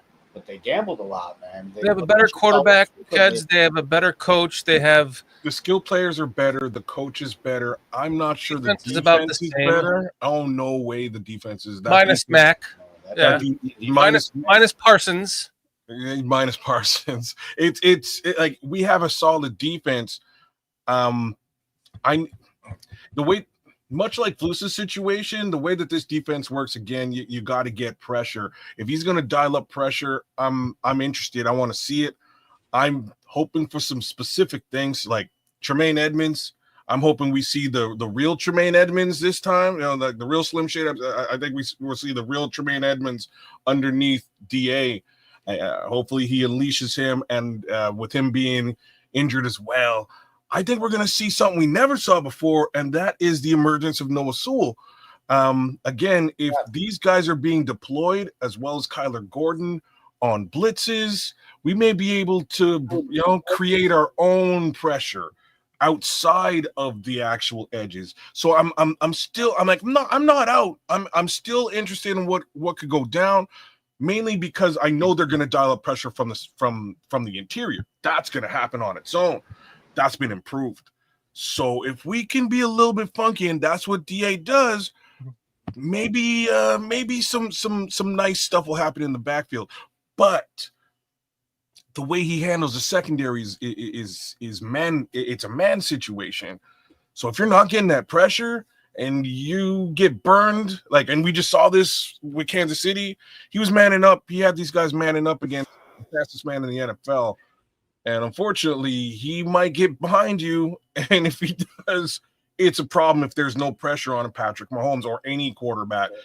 So I need to see that pressure being dialed up creatively. And I still believe that we can do that even without an Austin Booker, even without Montez Sweat really being the Montez Sweat of 2 years ago. Yeah, we can do that. And what if he is the Montez Sweat of 2 years ago, the guy that gets us 12 or 13 sacks? Because that's what I'm expecting out of him this year. That's what we should be, bro. That's the type of money we paid this man. We paid him for it, right? We paid him for it.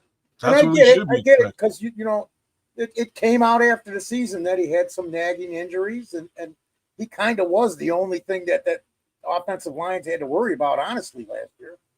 For the most part, I mean, after Billings went down, he was pretty much the object of most offensive line. Line coaches, what they're working with. I mean, would you agree with that? And he was clearly injured too, to make matters worse. Clearly. Right? Guys, unfortunately, I am on a time limit tonight, and I think I'm going to let you guys try and end the show on a little bit of a high note. And I'm going to get going. I got to take off. Thank you for having me on, though. I mean, you know where I stand, though. Yep. I'm not going to budge. So, yeah, I mean, maybe you guys can try and bring some optimism to the table or something, but I do have to get going, unfortunately. So, tell Shorty I love him. And thank you for having me on. And I'm not saying it today. I'll talk football with you guys again.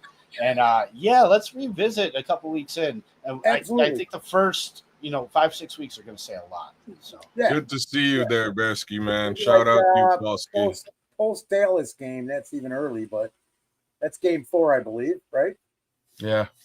So I'm still stuck on the 16 game thing. So I'm like, that's a third of the season. Like I say, we've got some time. We won't see Booker until that 4th game. But I think we can do some damage outside of that. I think we can do some damage, and I'm kind of happy with that, right? Like I'm actually optimistic about that. I think that's going to work out very well for us. I think the skill position player case scenario as well.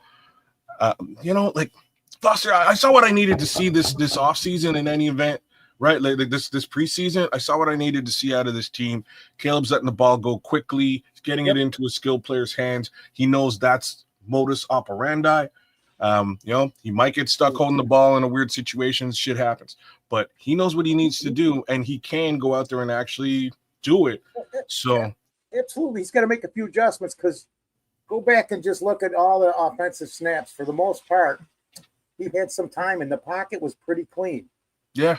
I'm not saying every play, but you go back and put a clock on it. He had some time. There was a couple times that he should have gotten rid of the ball and just thrown it out of bounds, and he didn't. But year 2 only, where the guy's only played 15, 16 games. Did he play all? I don't know. Well, there's also the fact that Joe Thuney wasn't out there at all on that line, and you brought up Luke Newman a little bit earlier on. Bro, the kid's a stud, man. The kid played so well this entire preseason. I'm impressed, but I know that it's gonna be it's gonna be a little bit of a thing, right? It's gonna be a little bit of a thing. And he's a rookie. Yeah.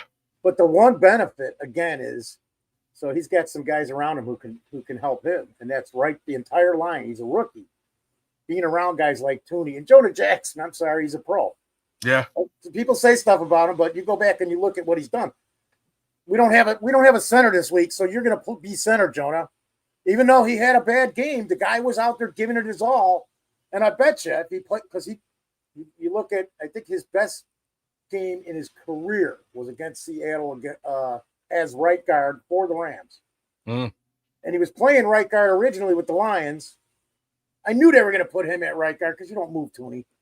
You just don't move Thuney, man. Well, it's here we go. We're going back to we're going back. So like with these linemen, man, you don't move them. You try to keep them in the position that they excel at, and you hope you try to, right? And everybody wants them to be versatile, which I do kind of agree with. Like, thank goodness all this offseason, I was like, get rid of Ryan Bates. Like, he's taking up too much cap space. But at this point, I've completely turned another leaf, and I appreciate the versatility he brings to the table as long as he can stay healthy. He's your backup center. He's your backup guard on either side. He'll do all that. You're in a good position. Plus, you got Luke Newman and other bodies over there. But then we look at that left tackle position, and that's the one thing that I know everybody's a little bit worried about, because I don't think we upgraded it. We're back with the guy who had the job last year, even though we've drafted 2 human beings to take that job. So I don't know whether we've really improved there. Wait, I want to interject though, because the change in coaching automatically makes that an upgraded position. Okay. I mean, in my opinion. Man, you're saying Chris Morgan he's terrible. He's really shit in the bed. And he might have been. Just go back and look at how many times over the last 2 years, offensive coordinator, have we complained about it wasn't as bad last year, but scheme, and why is there 3 guys in this spot? Why is there 2 guys there? You're bringing more people to where you're throwing, things like that, because we've been complaining about that for probably 3 years. It was not as bad as last year, but it still could have been schemed better than it was last year in many games. How many close games did we lose because of terrible coaching? You're making a very interesting point, Foster. Like, because throwing it out there. It's an interesting point, because I know if you looked at that offensive line this time last year, the question about development, like who's developing as a part of that line, I couldn't tell you. I couldn't name a person who's quote unquote was developing. Fast forward a year. Apparently not many, because they're gone. And those guys are gone, right? That coaching staff is out the door. But now we are seeing development We're seeing development with rookies who are coming in. We're seeing development with UDFAs, Canadian Eagles. Shout out, you know what I mean? Like, we're seeing development now, and I really like Dan. I like Rochar. He's forthwith. He's coming out there and telling you exactly how it is, right? I like that guy. Cool. And all the good stories too. I mean, the Bajan stuff, Walker, all these good stories this year. So and again, like you're saying, so I'm gonna tell you guys a quick story. So wait, hold on. Go ahead. Sorry. Did I cut you off there? There was a drum roll for your quick story. All right, there you go. So I get a call, and I got to run in town, and I'm gonna be gone just a couple days, and I got some guys working around the house, and because I won't do it. Good for you. So anyways, there's a communication. Well, I leave, so I'm gone. Instead of 3 days, it's really like 4. So now that's 3 days work. And I had talked briefly on the phone, but when I come back, and it's not a big deal because I wasn't here. And that's the thing. The coach, as my buddy calls me, the Wizard of Northlake, and this is as far as fixing home. So there's 3 or 4 things done, and everything's done right because I slowly coached these guys over. You got 3 or 4 things done. I'm impressed. I have coached a couple of these guys over 10 years, and one of them going on 4. But there's still some mistakes. You know why? Because there was no coach in the building. There was nobody to sit there and say, "Oh, wait, stop! Don't put that board on yet," because you didn't look up. We got to take this out before you do that and replace that. Otherwise, we're going to have to take it out anyways because you can't get to it. 3. That's not quite exactly right, but that's the difference of it. It's not as hard as I say, but one of them was we redid this whole area, put the floor down and everything, and they forgot to take out 2 sections of drywall because there's Oh, Jesus Christ. Are you done listening to that? I know I am. I want to hear about drywall and shit. I think I get the moral of the story. The moral of the story was You get your ass back in here. The coach wasn't there, so there was some mistakes there that wouldn't have been made had the coach been there. see. And last year, the head coach, he wasn't there. Yeah, that's another one that's on You a fluster. certain GM, but I'll leave. I won't beat the horse too far to death. Glad that Matt Eberflus, like, you know what? God, I hope I'm right. Like screw Matt Eberflus. Like I have to say it out loud because he went over to Dallas. Wait, Went over to listen. Dallas and clearly made this man feel uncomfortable, so uncomfortable that he had to leave. And if you look at This guy was like the hits principal. Are you fucking kidding me? you gotta be joking. My buddy texted me the same thing you're about to say. He like Matt Eberflus lost his best guy. Go ahead. Well, like Matt Eberflus walked in the door in Chicago, and Khalil Mack was like, you know what, I'll be. You can trade me on. Like send me to LA. Yeah. Forget about this. He gets in Whatever there. your name was, see ya. Parsons is like, I'll freeze in Green Bay and eat cheese for the rest of my life if I don't have to hear this guy, run his mouth and call me, They gave him enough money to do it.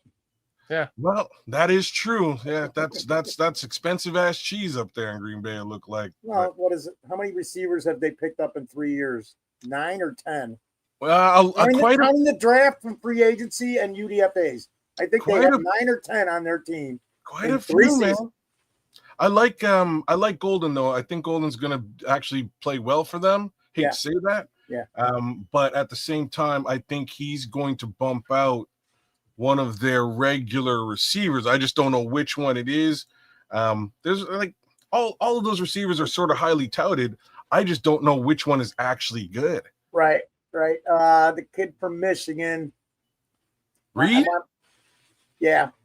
Yeah. No, he'll if he comes back to what he'll sure look like for a season and a half, he'll stay. But my guy that I wanted the Bears to draft instead of Velus Jones out of Nevada, I can't remember his name. That's the guy I'm worried about. Because Gonzalez is, I think that's who it is. Is it Gonzalez or is it Romeo Dobbs? Romeo Dobbs. He's too inconsistent. But that was in that draft. I wanted him to trade back and take him instead of Velus Jones.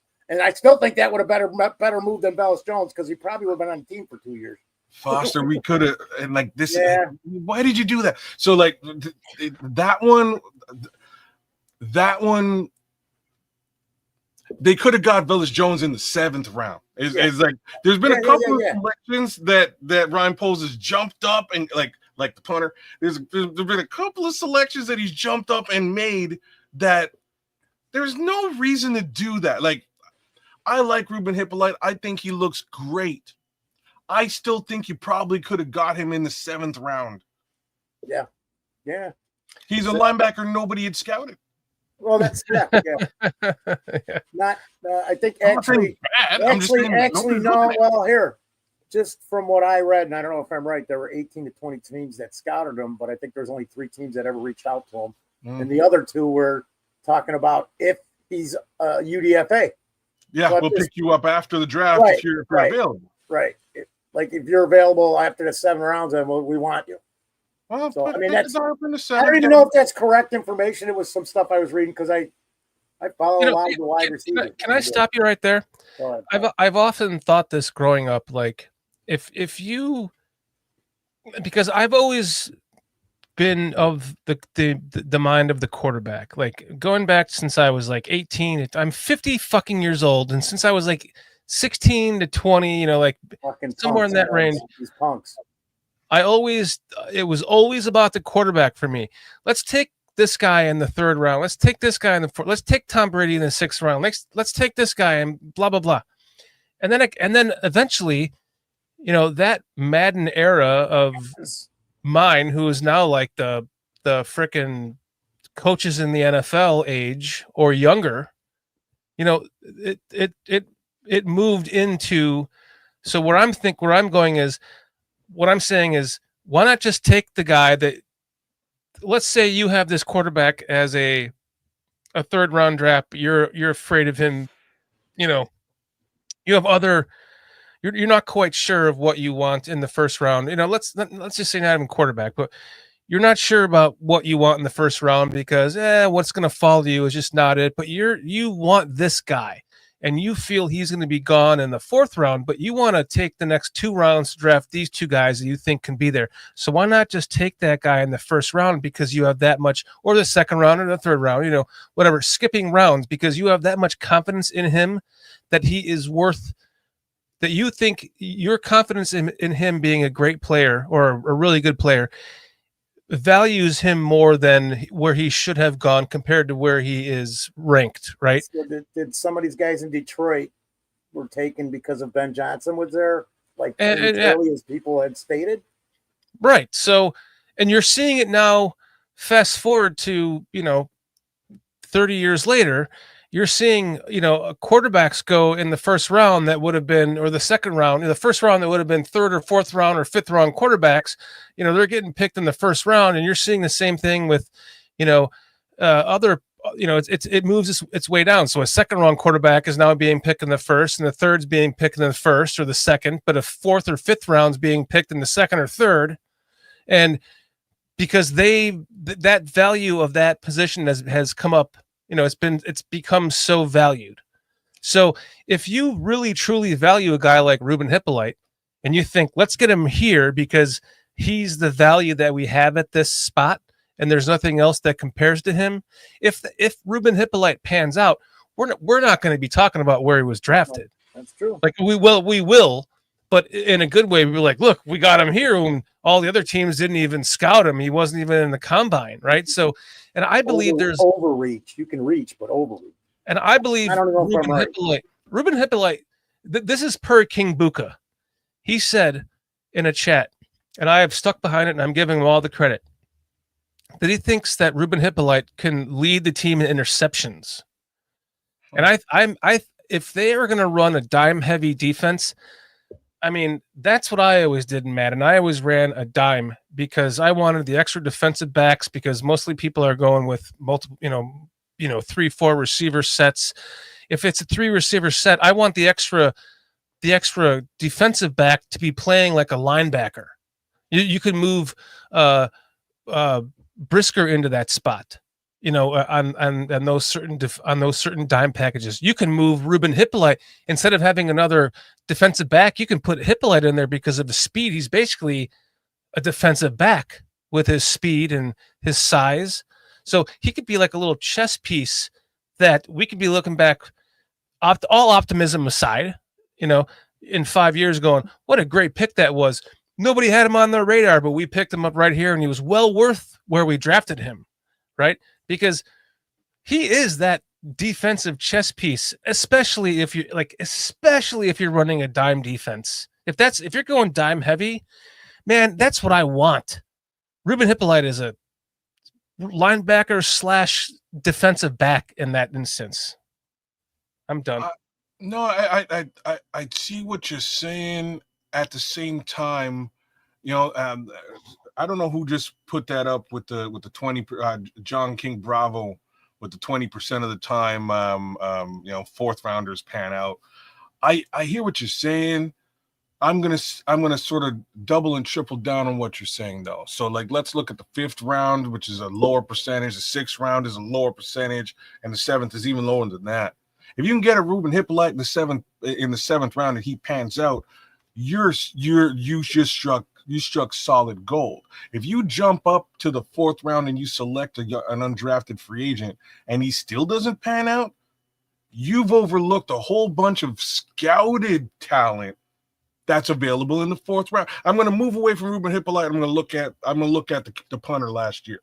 So real talk, we skipped out on potentially drafting Bucky Irvin, who was sitting right there, and we got a punter. Punter's all right. He's not the leading punter in the league. He's a good punter. I think he's one of the better punters in the league. But God willing, under any circumstances, I probably wouldn't draft a punter at all.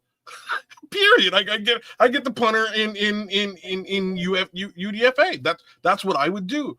Most teams do exactly that. There's 3 UDFA punters who statistically track better than Torrey Taylor.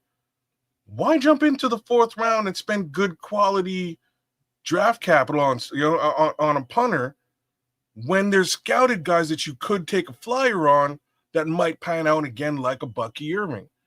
It's it's a question of do you believe that your scouting and your depth chart is so much better than the grander view of the actual NFL? And if so, cool. And if it works and it pans out every single time, cool. But historically, we got a list now of times where it just didn't pan out. So it didn't pan out for Velus. Velus was a mistake. Didn't pan out for Zach Pickens.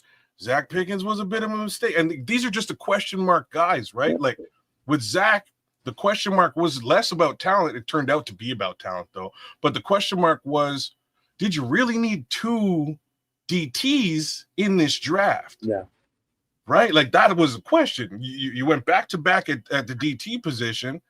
You could have got an edge. You could have got an RB. You could have got a CB. Although they doubled down on CB with Terrell and Tariq. And I believe that was the same draft. So they went 2 of the same positions and then 2 of the same positions, which is crazy. Well, even the first one was 2 defensive backs. Yeah, that's what I'm saying. Like, but I did in that draft, dude. Those were my picks for the Bears. Although Gandia still has it, I love those picks. My little problem with the CBs is just that, like, I think Terrell Smith is fantastic. He just doesn't get the chance to get on the field. Yeah. Right. So especially now, you spend even more so right in this particular moment, and that's real unfortunate because that's something I was saying all this offseason was, man, I hope they find a way to get this kid on the field this season, even if it's in if it's in the safety position, whatever it is, get him on the field. He's that good, but you already got a guy who's going to stand in front of him, and you spend it on a 3rd rounder. What are you doing? You could have got another position that gets to play. And Shamar Turner. I think Shamar's going to be awesome. Yeah. But you got Javon and you got Billings and you just paid Grady Jarrett. So he's going to sit around for 2 years, basically, is what you're saying. Mm-hmm. Right? Yeah. And you got him in the 2nd. We still got holes on this team. There's stuff that you could have done to fill those holes, but now we've got a surplus of defensive tackles. Yeah. Then he's just going to sit on the bench for the season. I got my finger on the pull button. Just say go, Foster. No, because I get it, but I don't like it and I like it. Yeah. Because it was always, oh crap. Akeem Hicks went down. We're screwed. Oh crap. He was that good though. You know what I mean? I'm just saying, but that it happens. It happens with us. Like if one guy goes down, we said it 2 years in a row, man. I hope well, last year was Billings, right? I hope the whole line stays healthy this year. The offensive line, right away, 2 gone every year. So I'm just maybe he's stockpiling for a reason. That just start with this. So now we're already almost done with Braxton Jones' contract, and we still don't know even if we have anybody to fill those shoes next year. And I'm not. That's what I've been saying. You nailed it. That's what I've been saying all off season. Here, I got to Braxton Jones. Hey, right? I was a big time roofer, so I don't have just one roofing gun. I've got 3 guns ready to go. They're all ready to go. Now the first one is a top of the line Porter cable. That's about I'll go back to when I got it. That's like $300. And the next one is kind of like a duplicate of I can't remember the name of the brand, but it's a cheaper grade. That was about $150. And the last one I got is a Menards Speed something special at $69 freaking dollars. But you know what? It does the job when I have a problem with the other ones because we usually got 2 going. So, and I'm just we're pretty stocked at freaking wide receiver. I think we're fairly stocked with competent offensive linemen on the interior. Tackle's another issue, but I think we're good on the right side if something happened to right. The left, I don't know. And and then so we're pretty stockpiled at cornerback. We're good for safety this year. I don't know about next year. Yeah. Well, and Saying. you had to bring that one up too, Foster, because Jaquan's down right now as well. I'm hoping Jaquan comes back soon, right? Wait. What the fuck is going on right now? Jaquan's down now? Yeah, bro. Jaquan's Oh, that's like it. your point about them hard hitting practices. It caught up to Jaquan as well, unfortunately. That's it. It's been a great show. Thanks for joining us tonight, guys. This fucking guy, what the? Shut her down. Fucking A. I didn't know Brisker was injured. Now I have to stand up. Yeah, Jaquan's down. Man. Oh my god, I forgot what the hell I was gonna say. Sorry, Foster. No, it was perfect. He was saying Brisker's down. Man. So no, I don't know if you guys noticed. Like I said, I was kind of out of touch for 3 days, literally, when I'm watching. And our top story tonight is local boy steals 80 cents and nickels from gumball machine. Was out in the sticks. So, anyways, the talk has been, and this goes back to the draft, and it's about Pole's mistake. Man, taking Gordon was great, but we could have had, I forgot what offensive lineman, and there was 2 or 3 other guys mentioned instead of Brisker because of the injury issue. But so we don't see those ones. I'm fine with. I'm fine with those selections because again, it was a full rebuild, and you got to start somewhere and get some stuff. And I know how important the secondary was to Flus in his version of this Bears defense. So cool. Select who you need to select. I just, if you're going to double down at a position and there's still a gaping hole elsewhere, get guys who are going to play and contribute, up front if you can, as opposed to waiting. And I said on my show yesterday, I'm just sick and tired of talking about the edge rush. So just fix it, damn it! Fix the damn edge rush and let's rush the passer, man. Please do it. But I think we might have fixed it, and it's just going to take us a couple of weeks to get there. Man, Booker looked great this offseason. The kid just needed to put on some strength, and I think he did. He's got a bag of tricks, that kid, man. I love watching him play football. Me too. Oh, you're muted, Foster. Coming in, Tooch. Oh, there you go. Good job. He wasn't muted. Now you muted him. Yeah, thanks for. Yeah, we didn't know what we didn't want to hear what you had to say, Foster. Now I forgot. Dude, fucking Jaquan Brisker was carted off the field. Ugh. Yeah. Ruining my day.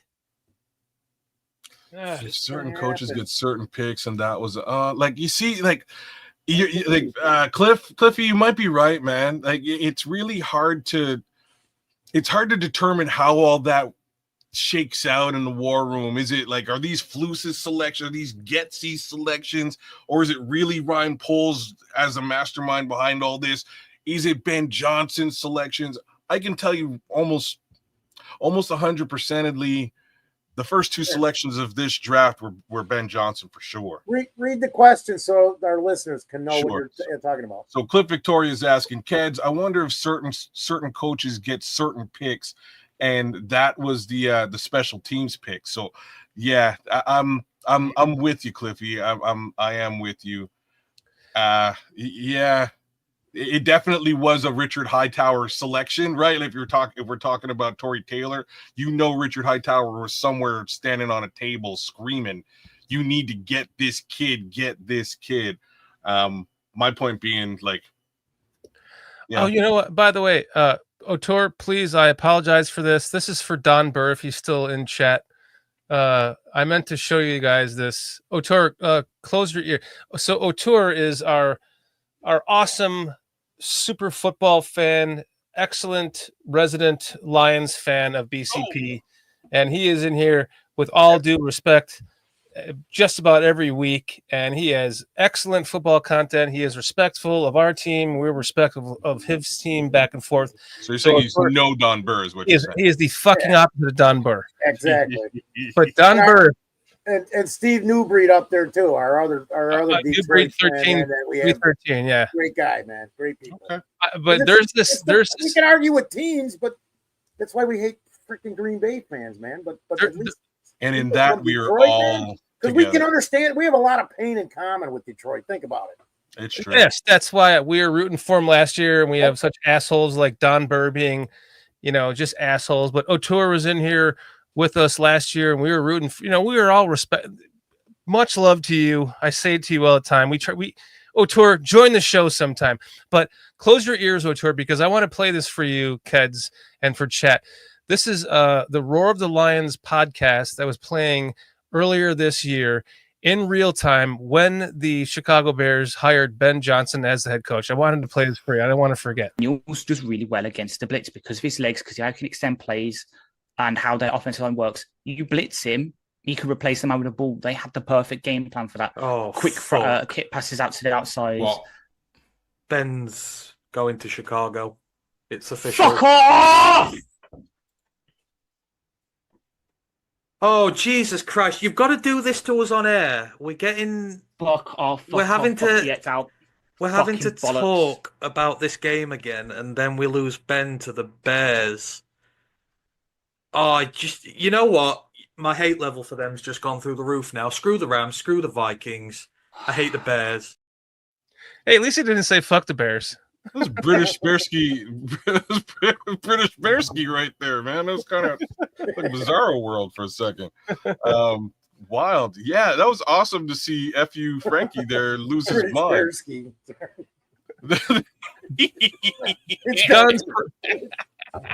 Don's probably gone by now, but I hope he saw that. Next time Don's in, I have to remember to play that.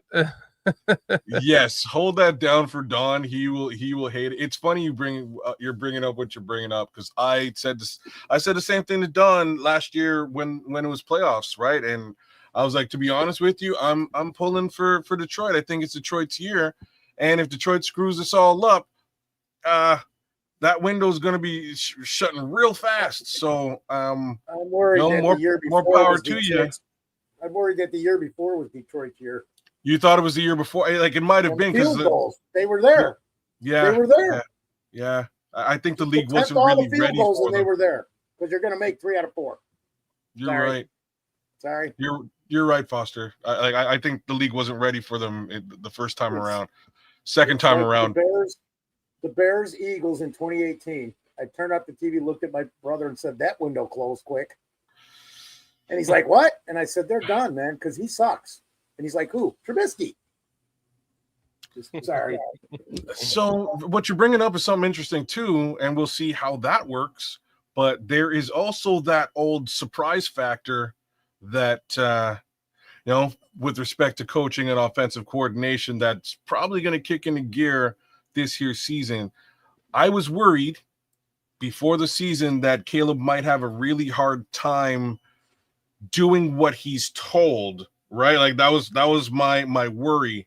But it looks like he's bought in, and that's really what I needed to see. I needed to see his buy-in, that he's actually going to attempt to do the stuff that everybody's saying that he needs to do, and he is. I don't expect him to really master the playbook in like a couple of months. Like, that's just not going to happen.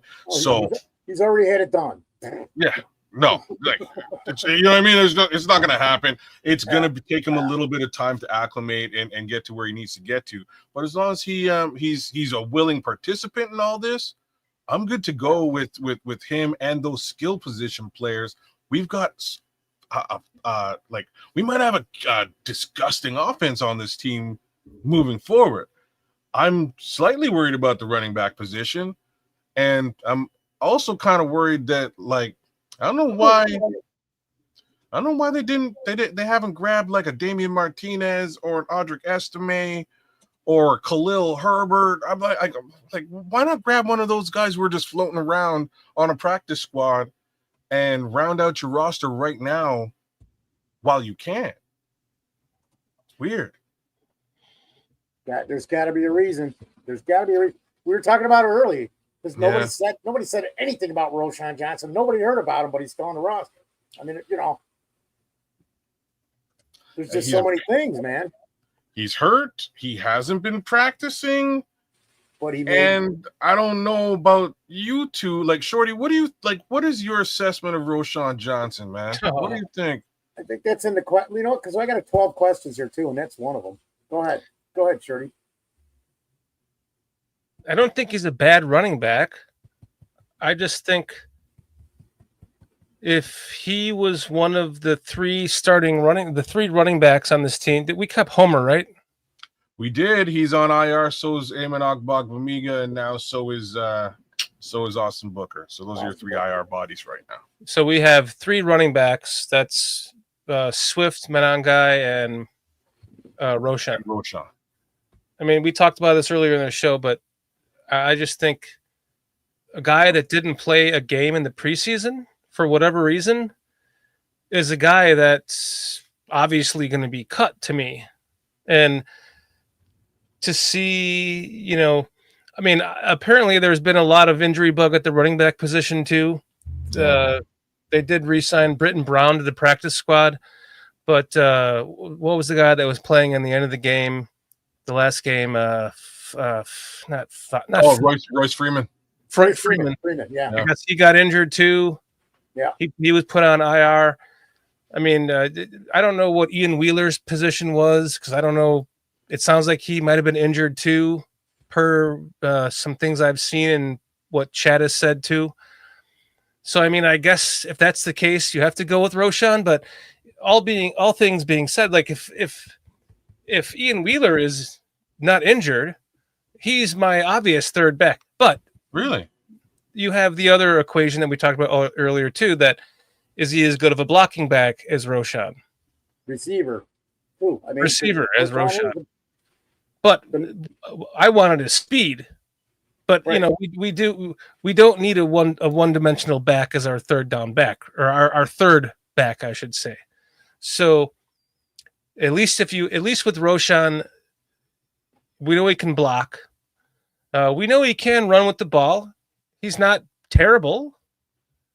I just think that I don't know. All things being said, I guess it was probably the right singing his praises, Shorty. I mean, he's not terrible. He started the other way, and I just went, best because I'm sure on the team. Probably the best receiver on the team. He's a great blocker. He's 2 or 3 yards. You want him running in the gut, not Swift. I'm just. Yeah. But look at your boy Boogie right here, and I think I'm glad it's still up because it kind of speaks volumes. And I know he's looking at it the other way. He's saying Roschon is good. The last coaching staff didn't know how to use him. They used Doug Kramer on the goal line. Yeah. Right. Well, if you use Doug Kramer on the goal line over your north-south back, it speaks volumes as to like what you think about that north-south back, right?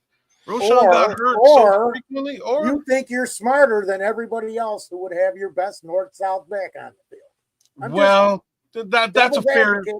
That's a good point. I don't think they thought they were smart at all. They could barely score. You know what I mean? Like I don't think. Or it was a different coaching staff. Yeah, I mean that's what we're talking about. Yeah. I don't know if we're done with this, but that's going to kind of lead into this. Kenny Adams. K. Adams. Oh, it's not K. Shorty, don't get hard on. Damn it. I thought it was K. Adams for a second. You keep saying that. With K. Adams, man. Bing. Dude, I saw when Shorty started that particular conversation. I just jumped into the chat. I was like, me too, bro. K. Adams. I forgot you were there. Wow. Man, Kenny Adams says, bear down, guys. Will Poles make a move or stand pat? At running back, you're saying? Anywhere. This question was for anything with the injuries. So there's been moves already, right? So he's already made. So it's okay. So he just brought Jaylon Jones back to the squad, which is a great addition to the team. He played fantastic for us when he was here, right, Foster? I thought he was really good. Absolutely. So he's back. We got a little bit more help in the secondary. Yep. You never have too much. And like that's a good. Well, considering Terrell Smith has gone down, I think he's a like the perfect guy to bring back to the squad. He will be his impression will be felt for sure. Mind you, he's played with these guys already. He knows some of them. I mean, that's super helpful, and that's why I brought up the name Khalil Herbert, man, because right. I know there's probably some animosity there. I don't know if it's more with the previous regime coaching staff or if it's with Ryan Poles, but I what if that was already looked at? What if he did check into that? I'm just saying, what if Poles? We don't know. Well, he's a free agent as of a day ago, right? So I don't know if he has. I doubt that has come up. He cleared waivers, and I believe he might be on a practice squad. He might actually be just floating around in free agency right now. In either case scenario, here's the thing. I'm just an ass because I got to make everybody look at every point. Take the glasses. No, and then take the blinders, not you. Take the blinders off, guys. Look everywhere. I appreciate that. Because I'm a Libra. I try to look at both sides of an issue, and sometimes there's 4 or 5 sides. So it's good to, you know what I mean? It's good to see those other sides too. I'm insane. I find 10 or 12. See, like I say, I need to see those other sides too. It helps me round out my thinking. But like I say, I still think you kick the tires on a Khalil Herbert, and why I say it, he's not the best pass protecting back, and that's where we know what he is, dog. Exactly what he is. Yeah, he's that change of pace guy. But what's the change of pace? You've got Swift. That might be a thing too. I don't know. Well, he's not going to be angle. He's not going to be the starting running back, but if Swift goes down, you've got a viable replacement in that respect. You've also got a guy who's not afraid to go north-south and get skinny, right? He's got some field vision. He's good at that. In between the tackles case scenarios, way better than Roschon. Yes, Roschon's a much better pass protecting back than Khalil is, without saying. But if you're going north and south, I can almost guarantee Khalil Herbert might not be trying to run over the guy in front of him, which is what Jaylon Johnson will do, but he's gonna deke around and get 4 or 5 just getting skinny. I agree. He's gonna get the 2 or 3 for sure. 2 or 3, maybe more than that. Maybe he breaks free. I mean, right? That's at a minimum. Yeah, and that's that's what you're trying to get out of minimum out of Roschon if you're. I don't, goal line certain situations. I'm just looking at it like that. And that's how you got to look at it. Roschon's going to give you the 2 or 3 and maybe the 4 or 5, but Herbert could give you the 2 or 3 and maybe just be gone. Break open, right? he might break wide and get a bunch of yak on top of it. Right. So, really? Is this true, Vizzo? Vizzo, is that legit? Herbert and Scott reunited on Colts practice squad? Probably. I think Herbert's on the practice squad right now. Did Scott make it over there? You got the Peyton monitor up there. Vizzo, let us know in the chat, man. Crazy. Dude, why is it that we just have a natural franchise-long legacy of running backs and linebackers? It's like we just can't help ourselves. That started all because of Hallis, because that's how you won the game. But no, listen, we let Jordan Howard go after setting records for his first 4 years with the Bears. They were all records. If they would have just, hypothetically held on to him for 14 years, he could have been the best running back we ever had. Who the fuck knows? But we gave up on him. But my point is that even Khalil Herbert, he looked really good with us. I get pulled from my own show. I've been having mic problems, so I thought that was oh shit, it happened again. But Khalil Herbert played really well. A good one, Foster. He's everything, my brother. He hit the hole really well. Last year, I kept calling for him, why aren't they playing Herbert? What the hell? Well, Samo pointed out he's one-dimensional. He can't block. Okay, fair enough. So they trade him. He goes to the Bengals, and now he's on the practice squad. But my point is like, he played really, really well for us, like in a couple of seasons, and so did Jordan Howard, and so did insert back here, and we just like Montgomery. You're right, yeah. Montgomery, and we like put him we let him go, we trade him, and we let him go, whatever. Keep going back, even you can name more, but it's Even more, right? I'm just. But it's like, it's just sad to hear that Khalil Herbert is on a fucking practice squad right now. I guess is my point. But he was playing well There's for a lot of guys that are on practice squads and stuff that doesn't happen for 2, 3, 4 years of their career. I don't know what the numbers are. I'd like to know what the numbers are. I'm not surprised he's floating on a practice squad right now. And why I say that is he went to a team that had a viable back and then went to another team that had an even more viable back. He just wasn't going to get starter snaps over there.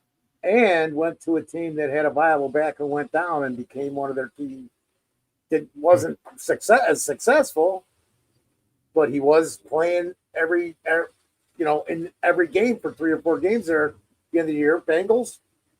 He didn't do terrible either, right? Terrible. Like he didn't do terrible in that scenario. The thing I like about all the running backs that we just kind of ran through is that they were dominant in situations where the Bears had shady offensive lines, right? Like, and that's where when I look at Roschon, I'm like, I don't know if that's why I asked you the question about Roschon.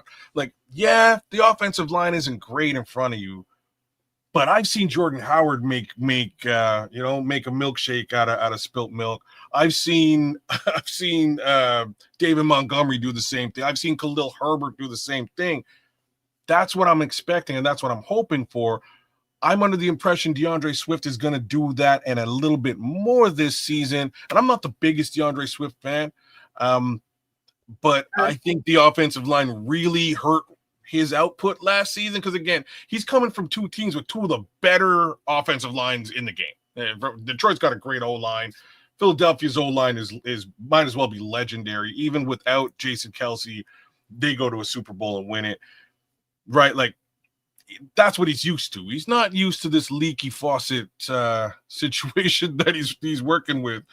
But I think we've shored up some of that, and I think he's going to really have a much better output. Again, he's going to need some time to get a breather. We need somebody behind him to take some of that heat off of DeAndre, so we can so we can have some fresh legs, man. But I don't know. I don't see it being Roschon, and I know Mononga is also kind of hurt too, right? So, like, he hasn't been in practice the last little bit either. I hope he turns into something big for us, and I have a strange feeling he will. We still need one more guy. There has to be one more guy in that room. So I'm hoping a Khalil Herbert shows up in the next couple of days. I'm hoping a Damian Martinez shows up in the next couple of days. I was not impressed by Britton Brown. I'll put that out there too. 13 carries, 28 yards. Not impressed. Like, and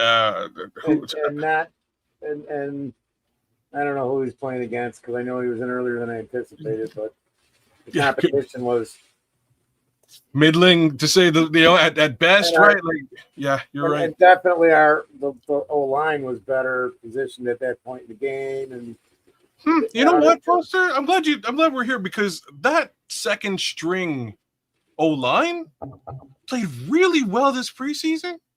So did the wide receivers. So good, man. So amazing. And like, wow. And we were trying to figure out who the number 1 wide receiver was a couple of years ago. Yeah. We thought it was Darnell Mooney. Yeah. And it wasn't, right? Like, it wasn't Darnell Mooney. Nobody on the roster that we were looking at. It was nobody on the roster. Nobody on the roster, dude. You're damn straight. And it's just like, man, are we stacked? We're stacked at the Chicago Bears. Really? You think they're stacked at wide receiver? Well, I don't know. Just look at what we got. I don't know. I wanted to get to this too real quick. This was early in the show when Shirley and then Bearski came in and just everybody's like, "Oh, Bears are done. They're done." Wait, we don't even have one snap. What do you mean they're done? Yeah, that was Bearski, not me. I know. Okay, that's right. You were good. You only delved into it a little bit and then pulled yourself out. Yeah, I allowed myself to get to his level. And then I was like, talking about, yeah, remember wrong. last year when I was telling you, and I'm like, wait, you're just, I don't know.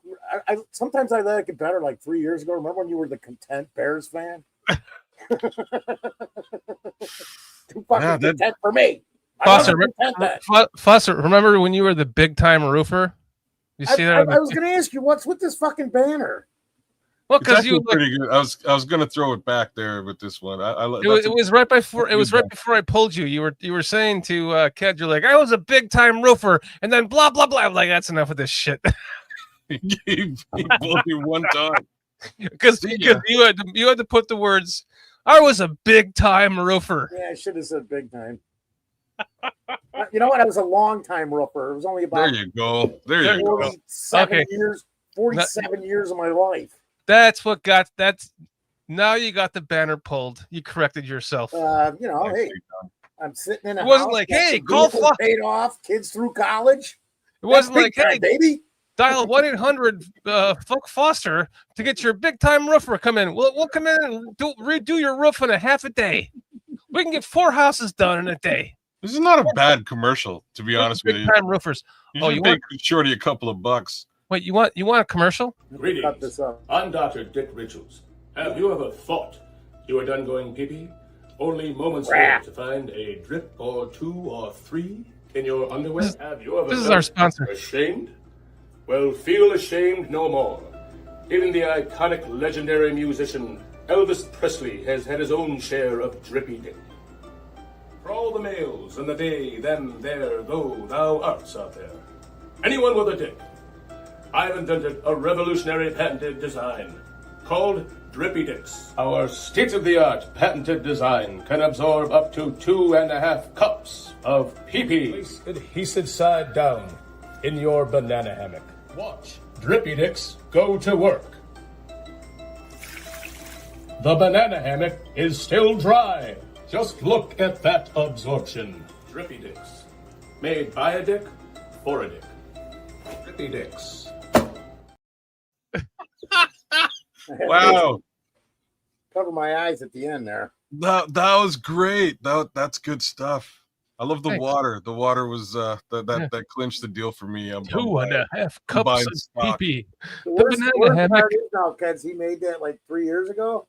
Yes. They've actually I've seen it a couple of times, but I somehow every time the water gets me, bro. The water. The banana hammock is still dry. They are actually selling that product now. But yes. It's called Depend. Okay. Yes.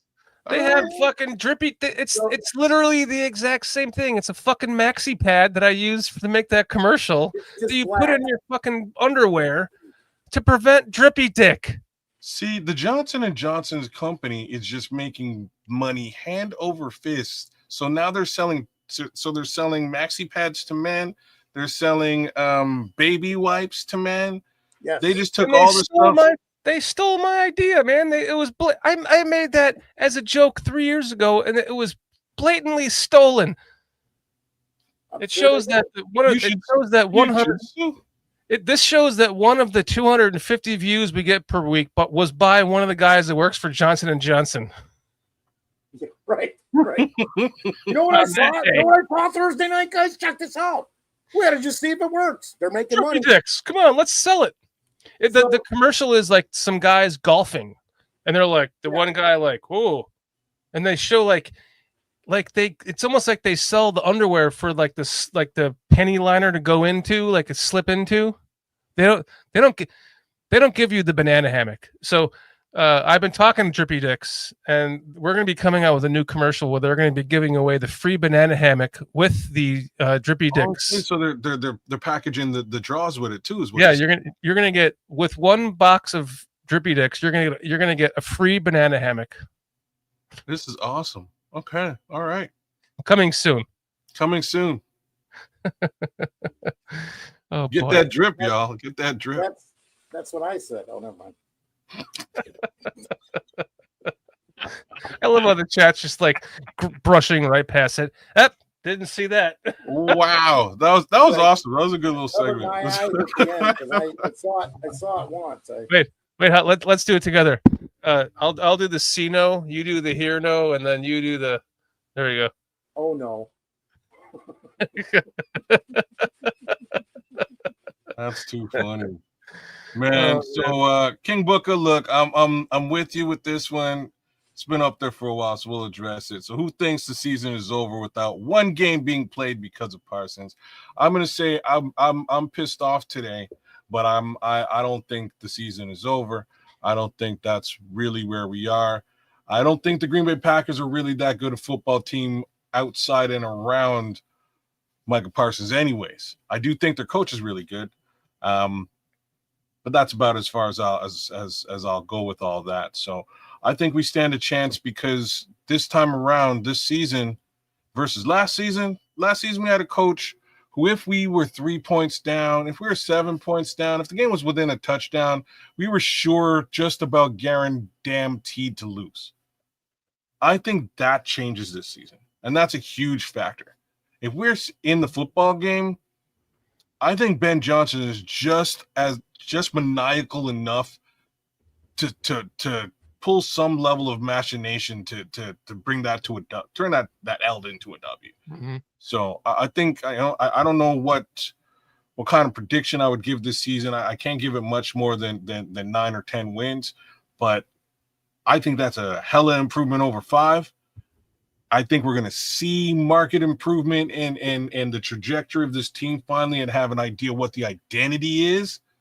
And I think 2026, all bets are off, bro. So, yeah, I don't think the season's over, man. And I don't think it's over because of Michael Parsons. Wait a second. I need to. There you go. Thank you. Thank you very much.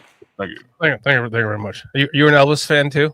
No, but I do. Sounds good always. Blue Christmas without you. I'll be so blue. Just thinking about you. Yeah. Not bad.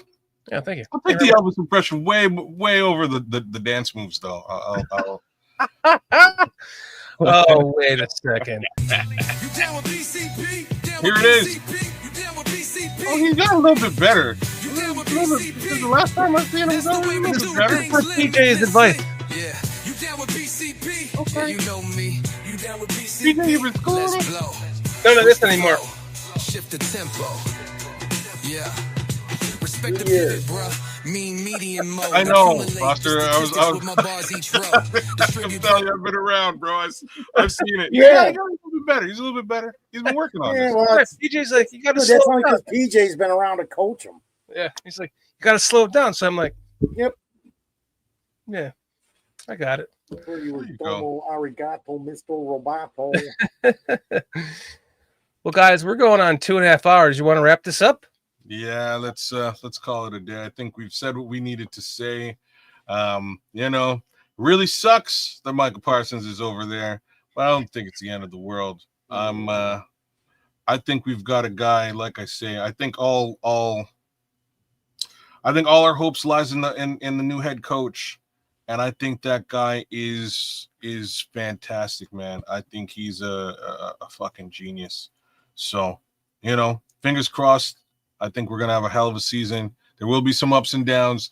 There will be some times where we'll be pulling our hair out and screaming, but there will also be some levels of awesomeness that I don't think we saw coming. So bear down to each and every one of you. Thanks a million for having me on again, Shorty. Good to see you, Foster, man. It's always fun chopping it up with you.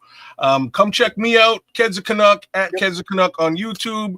Superflex Fantasy Football Show will be live and direct very soon. I may have some shows lined up for next week, to be honest, because we're headed towards draft week anyways. So a little bit late in the season because of other issues, but we're getting it done, man. Should be fun. We're gonna have some awesome new guests on the show. Shout out to the Crooked Commish and to D Nice.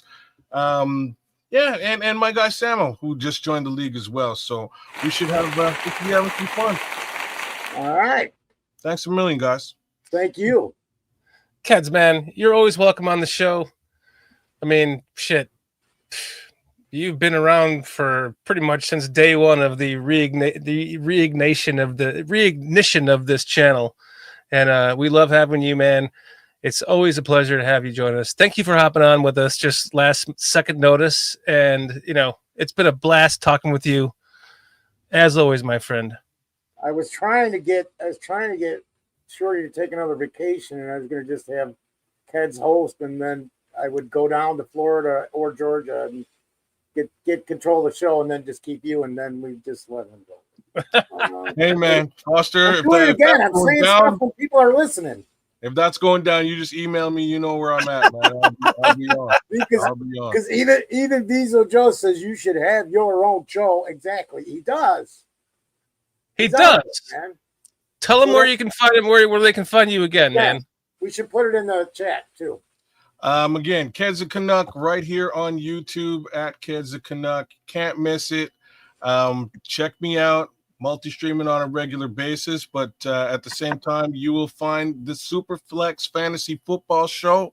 If you're a fantasy football head, we'll be doing some analysis on the entire NFL as we move forward throughout the season. Should be good looks, but you know me, I'm always going to be spinning it in some capacity from a Bears perspective. So take it for what it's worth, like it or hate it.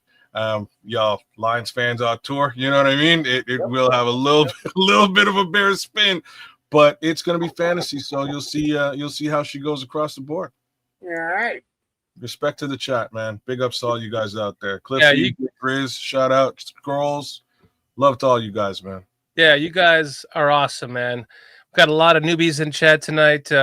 O'Tour, not a newbie, but thanks for joining us tonight. Our resident Lions fan, you're a fucking rock star. Thank you for being such a respectful fan of another team in the NFC North. You know how much we love and appreciate human beings. Yeah. Atmos, Mr. Mayhem, Cliff Victoria, Chad Spieger. We love you guys.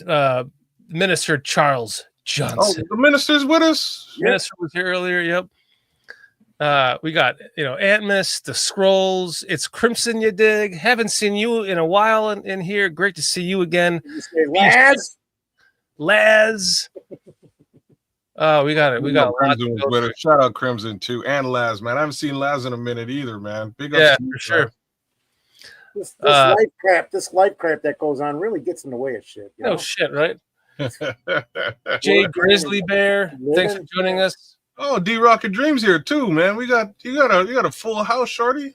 Oh yeah, Rocket Dream, thanks for joining us, man. We got 70 on YouTube. I mean, there's a lot of newbies we have to scroll up to find, but Brian Gilmore, thank you, my friend. There's a million freaking comments, dude. This is taking forever. John King Bravo Stockton, Relentless Mikey. I'll scroll to the top. You go to the bottom. I was trying to get to the top. I'm like 3/4 of the way there. Brewha's there too, man. Shout out to Brewha, man. Brewha. I was gonna say all half these people at least not more. Oh, if not most of them. Vizzo. Right. They all know you. AC Adam. Bears fan Goomba. Googly Bear was in here. Armando Lera. Junior. Patty Lera. Oh, Junior and Patty were in? Yep. Yeah.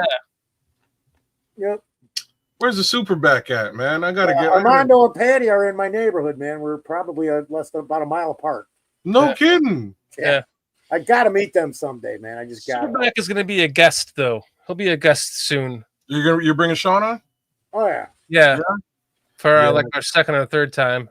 I gotta chop it up with Sean, man. I miss chopping it up with Sean. He gives me great insight, man. Shorty, go on vacation. And then it'll be me, Peach, Shorty. I mean, by the way, I try to promote our favorite podcasters, So let's do that for a second. So Sean Sierra, who Kez is talking about from the Sports Zone Chicago. Hey, it's your boy, the Superback, Sean Sierra, and be sure to follow Sports Zone Chicago on all social media platforms, on Facebook, Instagram, and our Roku channel. You can find us at Sports Zone Chicago, and on Twitter, we are at Sports Zone Shy. Also, be sure to download our mobile app so you can take Sports Zone Chicago with you on the go. They're live every Monday, Wednesday, and Friday. You can catch them tomorrow at 9 a.m. Central Time, 10 a.m. Eastern Time. It's a 2-hour show. It's all Chicago sports. They talk about Bears every time. Cubs, Bulls, Blackhawks sometimes, Sox. It's a fucking great show. Check them out. Also, Oh wow, fuck this guy. That's all I have to say. Fuck that guy. he And ate it. we got to thank Bearski. You guys all know what great video work Bearski does. So Yeah, he's good, man. Shout out to Paul Ski, man. Thank you, Polsky. for all the stuff he's done for us. Yeah, thank you for joining us tonight, man. Bearski. Like Bearski. Get us a commercial, Kebs. Get us a commercial for you. I have a commercial for him. Is this Oh, the do you? You Yeah. might. one? You might. Hold on. I think I removed it because I didn't think that it was your actual channel. So what is your channel again? It's not. It's not. Oh, okay. I know which one you have. It's a dope Okay. ass commercial. So like, since we're talking about it, shout out to J2K as well, man. Big ups to J2K because man, the work that he's put in this community and it's a thing of beauty. It's really brought the community together in many different ways. And he's a friend. Like I say that out loud. He's a really great guy.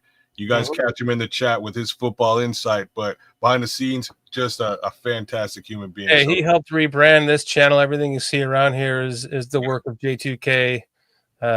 Most of it, what you're seeing on the screen right now, definitely is the logo. Like he's a stand-up guy that's just been trying to help all Bears community, and he's just a good friend of the channel too, just like he is of you.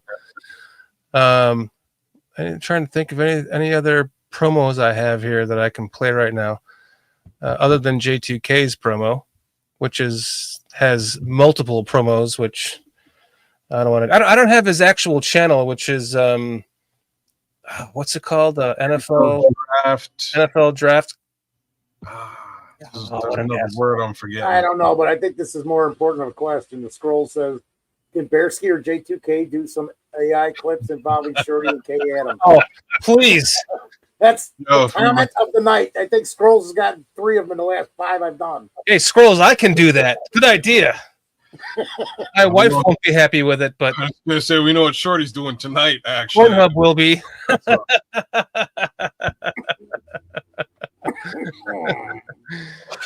All right, man. You guys are all awesome, man. Showdown right now. 4-star Chicago Who's Sports. going to masturbate? Oh, sorry. Nobody. 4-star Not Mr. Chicago Shorty. Sports, also supports us, and we support them. I think they should be live right now. So when we end this show, our audience should be directed to their live content. So please check out 4-star Chicago Sports as well. Here he is right here. 4-star Chicago Sports. Great stuff. They do like a late show right after us on Thursday nights. Go check them out if you still want to talk Bears. You guys for the 110 millionth time are what makes this show. And without you, we could not do it. Your support, just you guys in chat are just amazing. And you make this show what it is. So thank all of you guys for once again being here with us, hanging out with us, having a good time. We like to have fun first, talk Bears second. They're kind of they go hand in hand, and we love you guys. Thank you guys. Man, I want to have a lot of fun this year. We're gonna have a lot of fun. We are gonna have even more fun when the Bears are winning, dude. We are. All of our channels, kids, every one of us is just gonna blow up because all the Bears fans are just gonna be. We own the NFL world. We're just what's that phrase? They said it right after 9/11. They said the United States is a beehive in the making or something. What do they call us? I don't know. It's like basically our Bears fan base He's got sometimers. Sometimes we're just kind of We've got a diehard base that has 100 podcasts on YouTube, and then there's the rest of us that crawl out of the woodwork when things start to look good, and when things start to look good, we are all going to be celebrating together. And my oh my, what a glorious time it will be! Like I say, Party at all those. Party at all those. Here, man. Oh, party at all those. Yeah. Is there? Yeah. Okay. All right. Unless Shout you out want to Godfather as well, man. Unless all you want to fly to Georgia to my house, I'll have the party. You can piss in my bushes. I have plenty of land. I'll just shoot up. Are those wives still pissed off at you for this, or what? I think probably. Oh, so, note to self: don't pee in the bushes at Aldo Gardia's house. Just putting that out there. Hey, I bought him like dinner at Gibson's, bro. So she can't be mad at me that much. She's still. Yeah, he said she's over it. They laugh about it. Yeah. Okay. How many times have we laughed about it, man? Yeah. Hey, we're laughing about it. That's a good point. I would still suggest you don't. He's only 13,000 miles away, dude. He'll be here soon. Hey, it's only 2 hours on a plane, buddy. Guys, we will. Keds, I want to thank you again for joining us tonight. Bearsky, I want to thank you for joining us tonight. I know he had to leave to put his daughter to bed, so that might not have gone well, so he didn't rejoin us. Foster, great show. PJ, Carl, we missed you. We love you guys. We will see you. We'll see you again next week. And next week, Foster and I are going to be shaving our beards during the show down to bald vagina faces as we get ready. He's not. He's gonna keep his little mustache. No, I'm gonna shave mine into a mustache for most of the show, so I can have a mustache. Okay. And then I'm gonna shave the rest of my mustache on the show while you shave your face. And then we're gonna do razors. We're gonna do a razor shave, and then we're gonna hold it off for the play. We're gonna keep growing these motherfucking shaggy faces until we make the playoffs this year.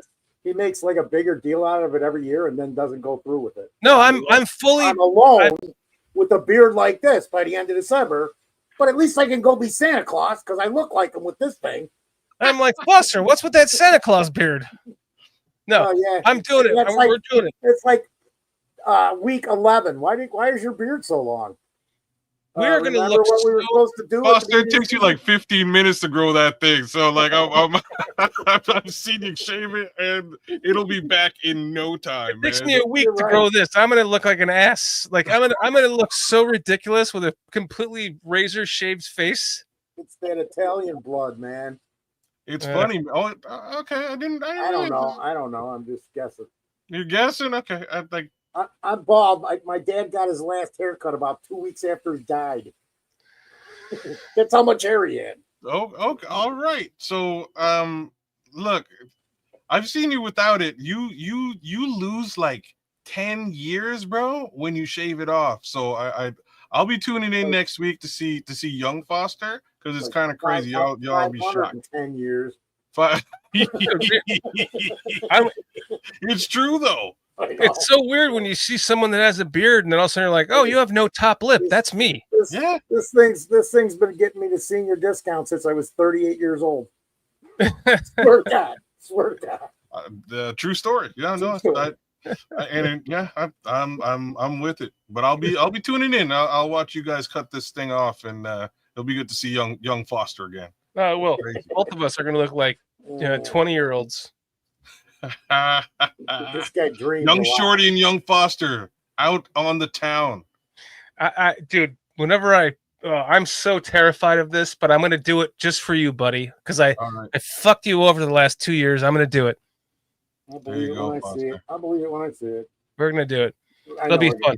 Stay tuned for that. It will be a lot of fun. Getting in my car and driving down there and shaving you on. I'm gonna film it too. I'll strap you down and shave you. Even your eyebrows. I'm doing it. I promise you. All of it. Gone. I was going to go to a mustache tonight. From the neck up, man. We're not going anywhere else. I was going to go down to a mustache tonight and try to live with it for the next week. But I can't stand looking at myself in the mirror with a mustache for a week. So I'm just going to do it next week for half a show, a mustache. And then I'll shave it off. And we'll be in it. We'll be in it to win it, buddy. Playoffs are beard. Lawsuit incoming. Cliff, nicely played. Yeah. Guys, thank you all for joining us tonight. You guys are fucking awesome. Keds, Bearski, thank you for joining us. Foster, great show. PJ, Carl, we missed you. We'll see you soon when you rejoin us. As you know, Keds, we end this show on a 1 or 2 or 3 Bears. I know a lot of people want to go, bear down, but that's just me. I'm just a Bears kind of guy. So we're going to end this on a 1, a 2, a 3. Bears. Bears. Bears. Bears.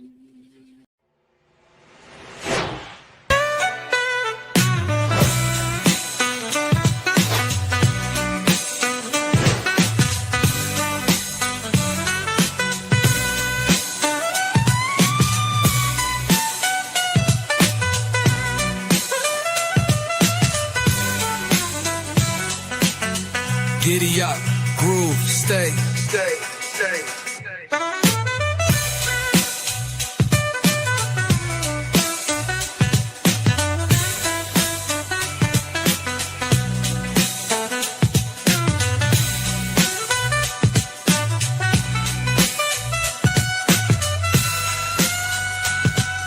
You down with BCP? Yeah, you know me. You down with BCP?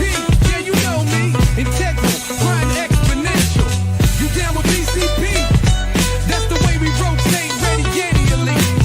You down with BCP? Down with BCP? You down with BCP? You down with BCP? That's the way we do things limitlessly. Yeah. You down with BCP? Yeah, you know me. You down with BCP? Let's blow. Switch the flow.